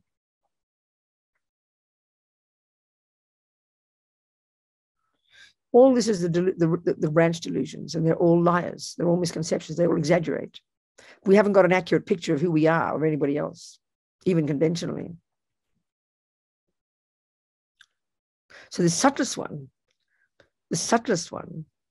is to see the lie about there being an intrinsic, and this is where it gets difficult for us, an intrinsic, independent, inherent me in the first place. As Lama Zopa says very simply, and the Lamas say this, but it sounds so weird to us. When you realize the emptiness of the independent I, then there is no attachment any longer because there's nothing to be attached to. It just sounds so peculiar to us because these views are so absolute in our minds, They're so integrated. And of course, when we realize emptiness, there's no longer any fear. And this is the other aspect that's very fascinating. We don't often see this. But the main characteristic of all the delusions, all the voices of I, is fear. We're basically living in fear, all of us. Living in trepidation, living in fear, anxiety, low-level panic attacks all the time because we have ego grasping. This sounds, in Western psychology, this sounds very funny, because we don't think anger is fear. But if you analyze it, look at a person who's really angry. Look at a person shouting and yelling. Look at a kid, let's say a kid. Look at it objectively. Look at them physically. What are they doing? Their eyes are wide in horror. Irrational, strange words are coming out of their mouth. Their heart is beating like crazy. They're thrashing about with their limbs. That person is having a serious, serious mental breakdown. They're having a serious, serious panic attack. But we wouldn't call it a panic attack. We just say, oh, they're angry. But look at them. They're completely hysterical. What the hell do you think anger is? It's called fear. The I has been attacked. Complete panic.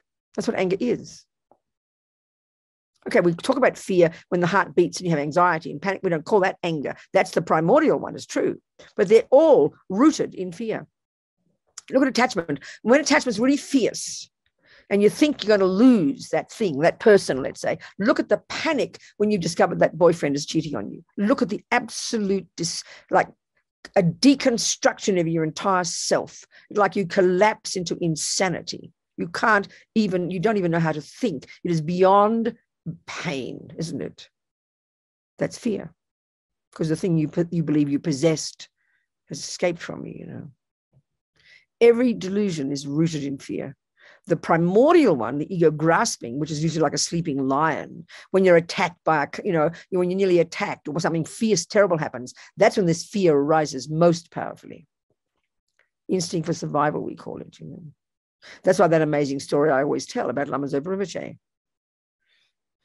He was recognized, as we know, I tell this story often, he was recognized as a little boy as the reincarnation of the Laudo Lama, this Kunsang Yeshe, some Nyingma yogi, tantric yogi, meditator, passed 30 years of his life in a cave, in this little kind of cave where they used to store the onions. He said Guru Rinpoche gave it to him, and he chucked out the onions and moved in, basically.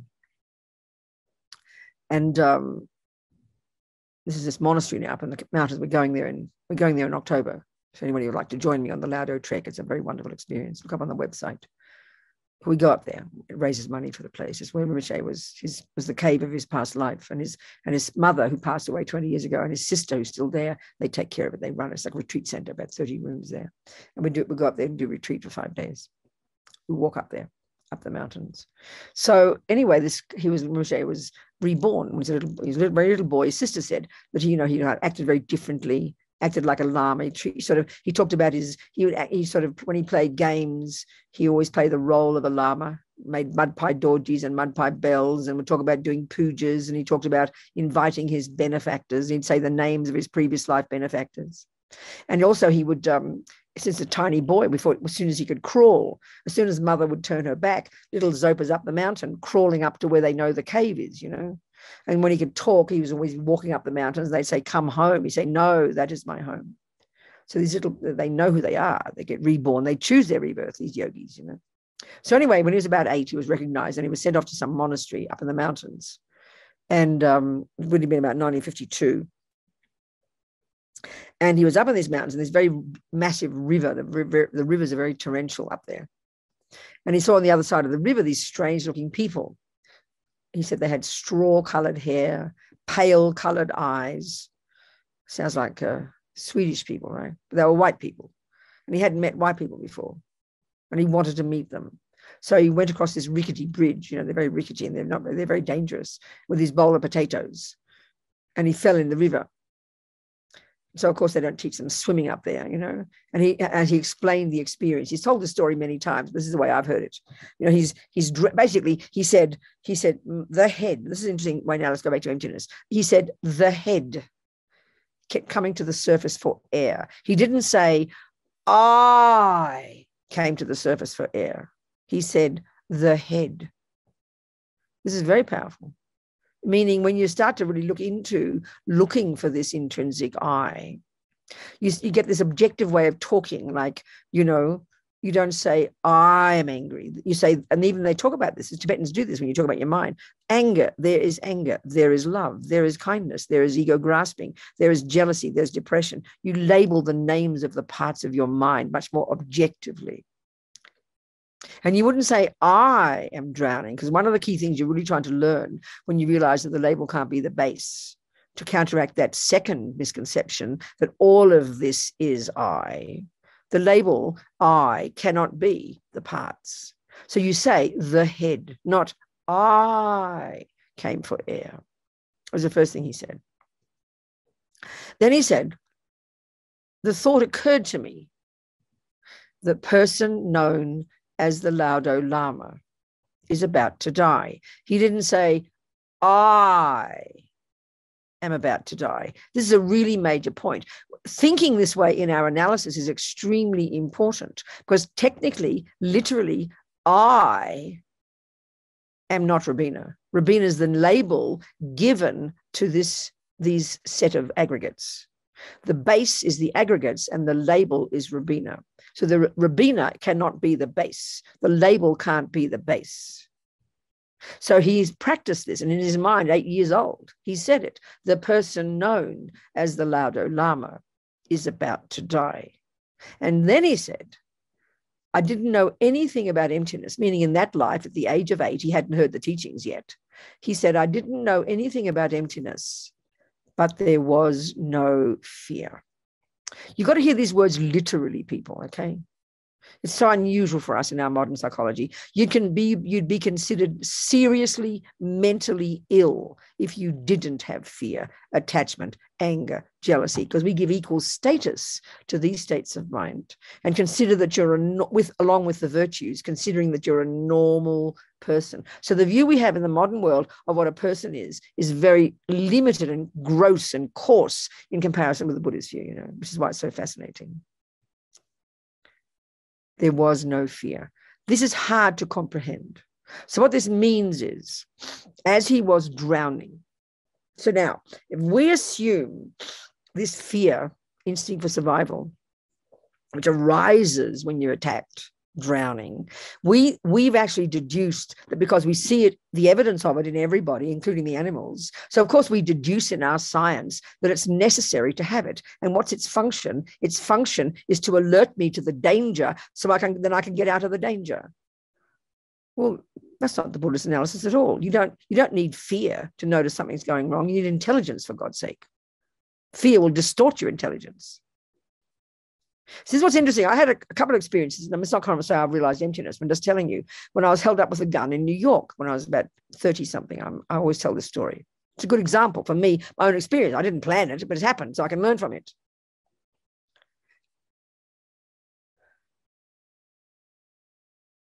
I was about 30 or 31, I can't remember. It doesn't matter the example. My sister was there. It was 3 a.m. It was in Lower Manhattan. And my sister kept her glass of wine. She'd stolen her glass of wine, basically, from this Irish bar. We'd been to hear some music in this Irish bar in Lower Manhattan. So we were unaware of all the dangers. Apparently in the mid-70s, you'd never walk out without guns and bells because you get attacked. So we're walking home at 3 a.m, Lower East Side. And this dude comes out of nowhere with a gun. And he points his gun between my breasts. So he's quite close to me, His face is right there. I mean, I've had a few things like that happen, and I've had the same experience every time. But what I learned from it, there was initially fear, and then straight away, my fear turns into kind of logic, and I argue, So first of all, immediately, I knew this guy was more scared than me. Like, it was so instinctive, I can't tell you. So then basically, he said, give me your money, bitch, Give me your money, basically, what he said. This gun between my breasts. But I remember sort of kind of being logical. I thought, how dare you? And I said, how dare you? And I swore, of course, who's that? You think you are? How dare you? I said, we're just as poor as you. You give us your money. I get logical, So of course he's very surprised because he's American and I've got this English sounding voice, and poor Americans go bonkers when they hear English voices because they think you're the Queen of England. So he got completely confused, the poor fellow. And my sister's standing there with this glass of wine. And she said, hey, brother, have some wine. I don't want your wine. I want your money. And then Janet kept saying to me, give him some money. I said, no, you give me your money. We're just as poor as you. So the poor fellow was completely confused. But what I'm getting at is I didn't have any fear. For whatever reason, I'm just telling you the story. So because I didn't have fear, I could see much more clearly what was going on. I didn't panic. I didn't make ridiculous decisions. I was very clear. I knew he was more scared than me. I just knew it. So I became the boss, So he crept away with his tail between his legs and gave up. Now, if you'd had fear, what happens? He's the boss. You panic, you cry, you collapse, you have mental breakdown, you need therapy for the next 20 years. It was my party story. When there's no fear, there's no suffering. And all the delusions are rooted in fear. When there is no delusions, there is no fear. So you don't need fear. Fear would have been an interference for me. So Lama Zopa, I'm not realizing emptiness. I'm not saying I have. Rinpoche, 8 years old. So there he is. First of all, what we would think, if there were no fear, he would have sort of sunk to the bottom of the river like a stone, going, oh, well, I'm drowning. What does it matter? That's how we think, because we assume delusions are an intrinsic part of a normal person. This is where Buddhist psychology is so radical. No, He only had virtue. He only had wisdom. He didn't have delusions. He'd realized emptiness in a past life. And once you've realized that, you can't lose it. You can't lose emptiness. You can even lose bodhicitta. You can't lose emptiness. So he was drowning, but he was still coming to the air for surface. You would have seen a little boy's face come up grasping for air, but his mind, this is the point now, if there's no fear, his mind would have been peaceful. His mind would have been clear because there's no delusions. There was no fear. But he still knew to get up to air, but he, and if he'd drowned, he would have been fine. But in fact, he got saved, This is shocking from our psychological models, points of view in our culture, but it's really, for me, it's very encouraging. It's incredibly encouraging. The delusions are the cause of all our suffering. They're liars. We want to hide them. We can't bear to be seen. We're craving to be approved of, so we always try to show our best front. Then we get offended and upset when people don't like us. We blame everybody. We're so tortured, These delusions torture us. We are tortured. They're liars. They're emotional. They're fearful. But we take them for granted. This is our tragedy. We think they're normal.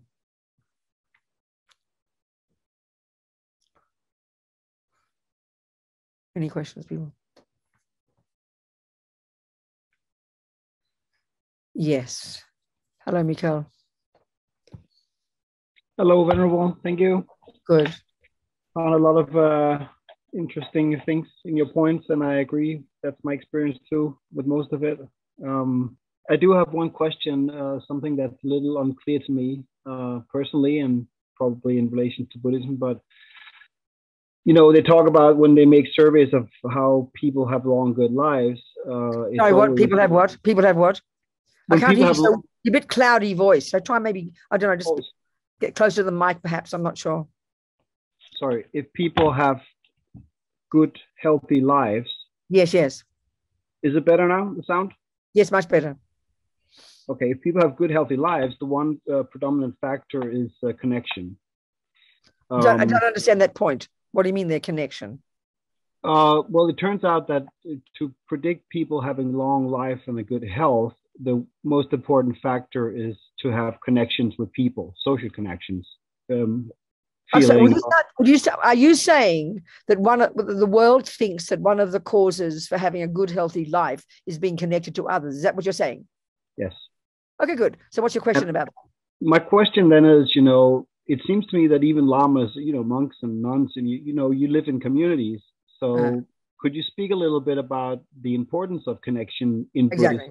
Okay. Because I can't see even if we're dependent arising, it would make no sense that we should end up being these lonely islands who can just rest in ourselves. That's right. The Buddhist way of putting it is this. The more delusions we have, the more attachment, the more neediness, the more expectations, the more depression, the more anger, the more jealousy, the more unhappiness, the more separate we are from others. And so the separation from others is not what causes the suffering. It's the delusions that cause the suffering. And then the more a person is kind, loving, compassionate, wise, joyful, and helpful, is the more connected they are to others. So the Buddhist view doesn't say connection. So connection to others definitely is a factor that can enable our virtues to ripen. But if a person has connection with others, but all it does is increase their anger, increase their attachment, that's the analysis in the Buddhist one. We put the emphasis on the mind, whereas in the Western one, is a normal person has attachment and anger, and then we assume that by having people, they get less attached and angry. Not at all. No. Do you get my point here? Or not? Of course, people, we need human connection badly, but put it this way, Mikhail. Let's just, put it this way. Two children, for example, let's say one is like a really, from the past life, is a spiritual practitioner. Let's just say that, okay? Can you imagine that? You're brought into this life, you've got bodhicitta, you're a very special human being. And then there's another child who has got typical attachment and typical anger, and let's say they both have bad parents. Well, the bodhisattva one would not suffer, Mikhail. because they don't have delusions. The person, you could even have a person who's got lots of attachment and lots of anger and has got beautiful parents. They will suffer terribly. So it's a truth that good people in your life can be supportive of you. But if you've got mainly delusions, then the good people won't help you. So you've got to factor in always the mind first. Are we communicating here? Yes. Then I just have a short follow-up question. If you have lived a life where you seem to have lost a lot of connections, I have a lot of family. So should I just like forgive myself, say that was past karma? You know, I got what I deserved.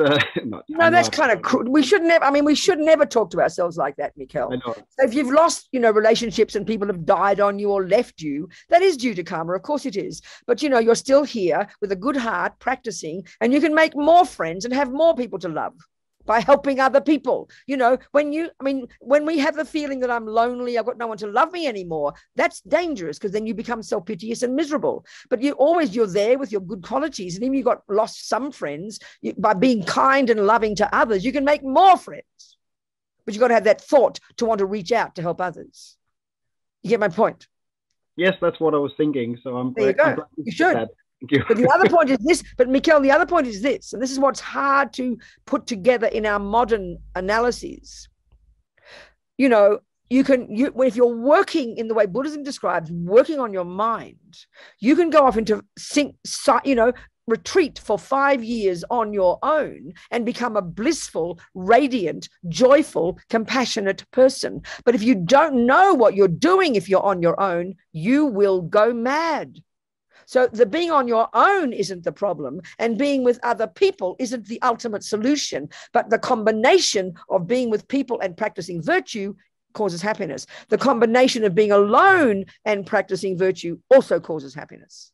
So it's the mind always is the fundamental criterion in Buddhism. Get my point here? Definitely. So reach out there with your handsome body and your handsome mind and your good energy, and help other people, and you'll make so many friends you won't believe it, Mikkel. That's what I'm trying to do. Good, John. I'm just interested in like kind of the shift, and also exactly. Work with people who have these issues, so how do you bridge that gap when you do feel loneliness because you have lost connection, and how do you pass to that state of mind? I think I have an idea about it, but I was just interested about your thoughts about it, and you gave them. So thank you very much. There you go. Well done, Mikkel. Thank you so much. Thank you, darling. Who else, people? Please ask me some questions. Come on. We've got 20 minutes to go. Any questions? Any questions? Any questions at all? Catherine, please unmute. What, sweetheart? Catherine. If you could unmute. Okay, good, Catherine. Talk to me. Hi. Hello there. You're back in New Mexico, it looks like. I am indeed. I am, Catherine, darling. I got back. But I'm coming to the East Coast in April. I'll be in New York and Florida. Oh, okay. Yeah. Can you please go over the purpose of making offerings to Buddhas and Bodhisattvas who already have everything and they're blissed out all the time? And she's been doing this for like 35 years, and she's asking why she's doing it. It's one of those things that I still can't, because when I try to do it, I feel like I don't know. I know, darling. Listen, Catherine, listen to me. Think about it. What we do is we get confused. When we think of being generous to somebody, we usually think it's because there's a person there who needs something, and so we give them what they need. So then clearly, if you think about a Buddha, then you think, what the hell do they need? Why am I giving them something? What we're missing, very simply, Catherine, the answer is so simple, is because we need to practice generosity. That's the answer, darling. Generosity is a powerful practice of reaching at you, Catherine, wanting to offer something. What do you think that's doing to your mind? It's the most marvelous programming you could ever imagine. It's your practice. It's a practice, Catherine. It's very simple. That's the answer. That's what I thought, but it still seems kind of, there's something sort of, for me, unsatisfying about it, which I know is another attachment thingy. But you have to, that's because your interpretation of it. Right. So what's your interpretation of giving in your mind, let's say you've got a picture of your guru on the altar and you know you feel close to that person. So then you decide you're going to offer something in your mind. So you feel silly about doing that. If they're in front of you, you'd do it, wouldn't you?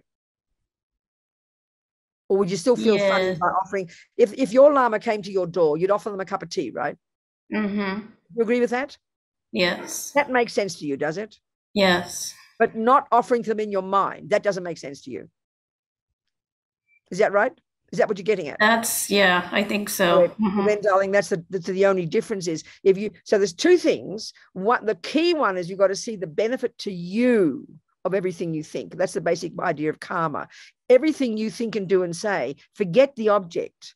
Everything you think and do and say is the process that produces Catherine. So surely thinking generously, thinking big, thinking I want to help others, is that not good programming to turn Catherine into a lovely person? Yes. Well, that's the answer, darling. That's why you're doing it. Do you hear my point? I do. I am still not convinced. I'll have to think about it some more. Are you not? I'm really talking about karma, Catherine. Right. I'm only talking about karma, that everything you think and that you do and you say produces you, Catherine. Right. So I think you've leapt over karma. You've just forgotten that. It's a very practical, psychological process. If you're sitting there working on the piano, practicing Bach every day, and no one's there hearing you, there's still benefit to you of practicing the piano, isn't there? Yeah. That produces the musician, doesn't it? Mm-hmm. So every day you think of generous thoughts and loving thoughts and kind thoughts. May I do this and may I be generous and may I have that? Is that not the process of producing Catherine into a nice person? Yeah. That's the meaning of karma, Catherine. That's junior school. You've skipped over it. Are you hearing? I mean, I didn't forget that, but I think I was looking, there was something that's missing, but I have to just, forget it. There was nothing missing. I think that there is nothing missing, but I think right. you've missed. I want to say, I think you've missed this other part. We think, oh, I can't just sit there and think I'm going to be generous so I can become a better person. We think it sounds selfish, but we've missed the point. It's just practice. You sitting there becoming a better musician is not selfish. It's you becoming a better musician so you can be a good musician for others. Mm-hmm. You're becoming a generous, loving person in your mind with your practice so you can be of benefit to others when you meet them. It's the wisdom wing, honey. Okay. You see my point? Yes. Good. All right. Thank you. I'll just keep on. Yes, exactly, done. Okay. Yes, Pam. Thank you, Venerable. Thank you, everybody. So thank you, Catherine, for bringing this up because I struggle too, especially with bowls and water and incense and things that don't have a lot of meaning to me personally. So I think about giving away my wealth, my body, my enjoyments, that part of the prayer that really resonates more with me than incense and perfumes, this and that. The only meaning of that, the simple meaning of that is, Pam, the only meaning of that, the simple meaning of that is they're the objects of the five senses. So this is a question from Tantra. They're the objects of the five senses, darling. So, food and sweet smells and lovely sounds. They're the things that make people happy. So imagining offering these to others is a marvelous practice because you're offering them the marvelous things that make people happy. I see. Yeah, okay. Thank you so much. We might have incense, but we've got like perfume. I mean, I don't use incense, but I use like rose oil in my water bowls, so it makes it a lovely sweet smell. You offer the beautiful things of the objects of the senses. It lifts you up and it's an offering to others. It's marvelous. Okay. Thank you. Do you understand? Yeah. Good. Thank you, Pam. Thank you. Who else? Nobody else.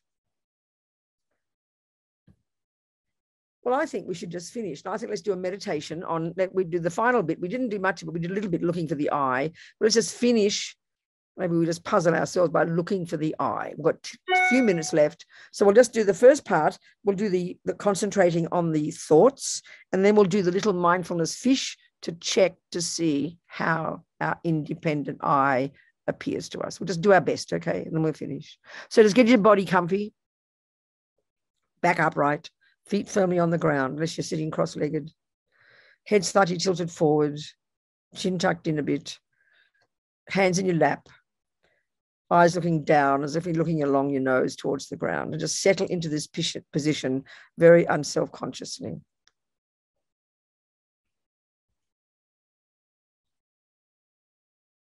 So now we're going to do the first part of the meditation, the concentration part, and we're going to simply pay attention to whatever arises in your mind. Don't make it complicated.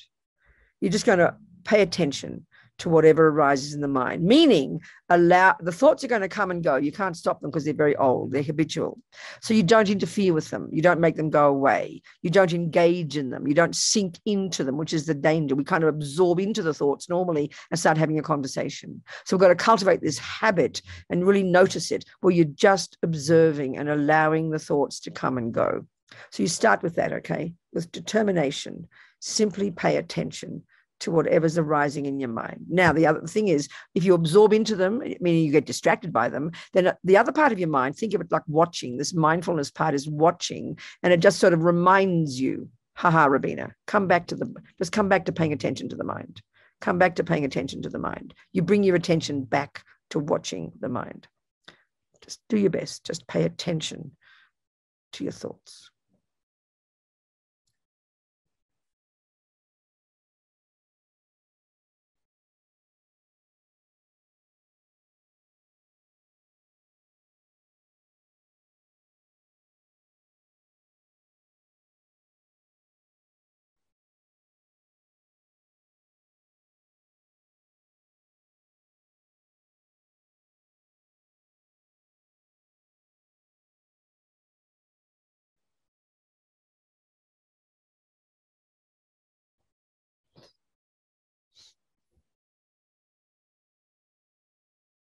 Just stay clear and alert. Don't space out. Don't sink into the thoughts. Just stay alert.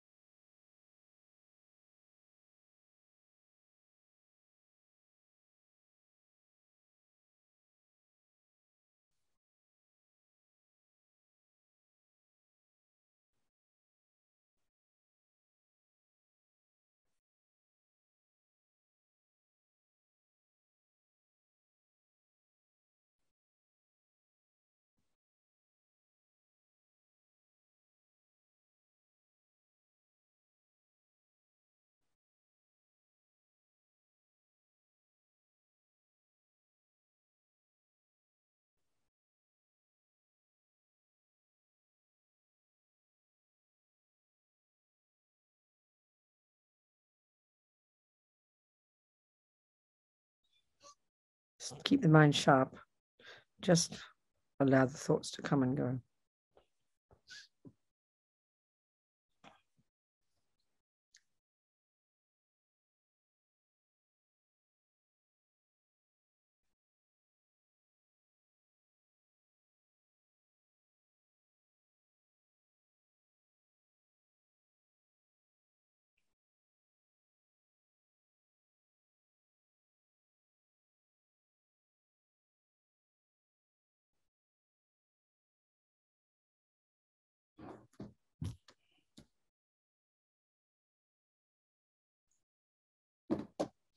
So now, we're just as if we've got some good concentration. We might have, but some of us might not. Don't worry. Just now, what you're doing, technically, it's this: you're going to stay paying attention to the mind. That never changes. You stay there, watching the mind. But if you like, out of the corner of your eye, this subtle awareness, as Panchen Lama says, kind of you allow it to arise, and it's going to be watching to see how this feeling of this independent I appears to us. It's extremely subtle, of course it is, but just do your best. See if you can just check the I, see how it feels. Stay focused on the breath, on the mind. And if it gets too difficult, just leave it alone and stay focused on the mind. That's it.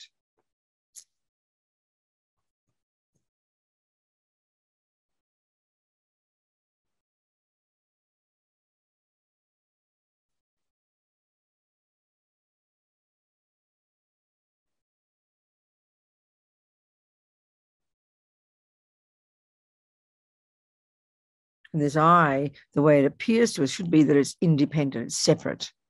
It's separate, you know, kind of there somewhere, inside there somewhere.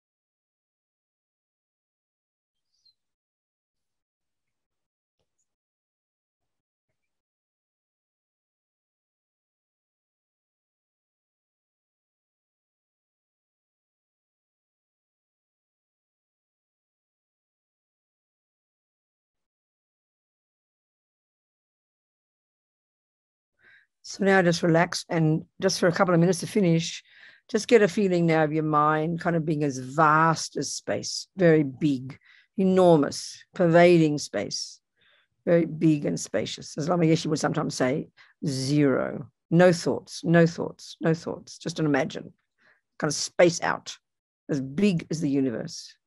Imagine, joyful, clear, blissful, kind, compassionate.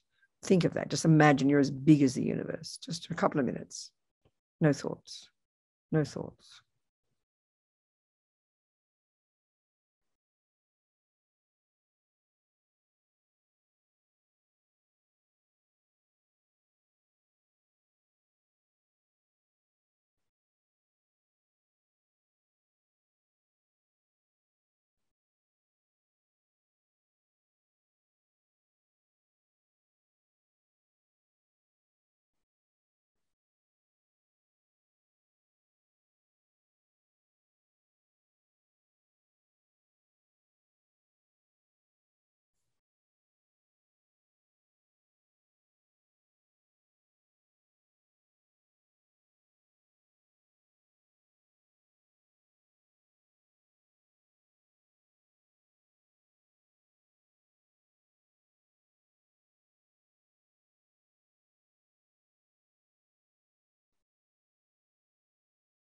Okay, relax now.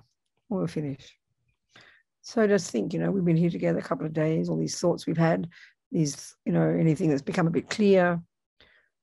Each seed we've planted, they won't go astray. That's what we will remember. All the thoughts we've had, they're programmed in our minds. They're kind of stuck there as memories. So we make this aspiration that we keep nourishing these seeds with our practice every day, taking it at our own pace, being happy with our practice, being happy with our progress. And the more happy you can become with your progress, the more courageous you are to see your shitty bits, you know, instead of hiding your shitty bits because you feel so bad. When you see your good bits, it's easier to see your bad bits. And they're the parts that are holding you back. They're the parts that are causing you pain. So be glad to see them and know they're not at the core of your being. So be so pleased. So may compassion grow and grow. May bodhicitta grow and grow in the hearts of all. May the realization of emptiness, of Mahamudra, grow and grow in the hearts of all. And may we never give up on this marvelous journey. Jangchup Semchok Rinpoche, Ma Ke Panam Ke Guchi Ke Panyampa, Mepa Yang Gong Ne Gong Du Pelbashok. Thank you, dearest people. What are we going to do, Anna? Oh, I've said all the prayers already. I'm so sorry. Never mind. We're going to offer a mandala to finish. Are we done? We're going to offer a mandala to finish. Might be auspicious. Offer a mandala to Lama Yeshe to thank him for the teachings through the mouth of his ridiculous daughter.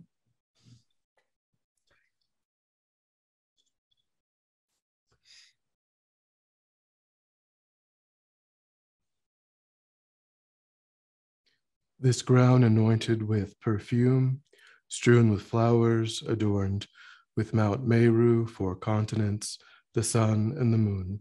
I imagine this as a Buddha field and offer it. May all living beings enjoy this pure land. May my Venerable Lama's life be firm, his white divine actions spread in the 10 directions. May the torch of the teachings of Losang always remain, dispelling the darkness of all beings in the 3 realms. Idam Guru Ratna Mandala Kamnirayatayam. Okay, thank you so much, Chandra. Thank you, everybody. So nice to see you all. Thank you, everyone. Much love. Thank you, Anna. Thank you, Venerable Robina. Thank you, everybody. Thank you.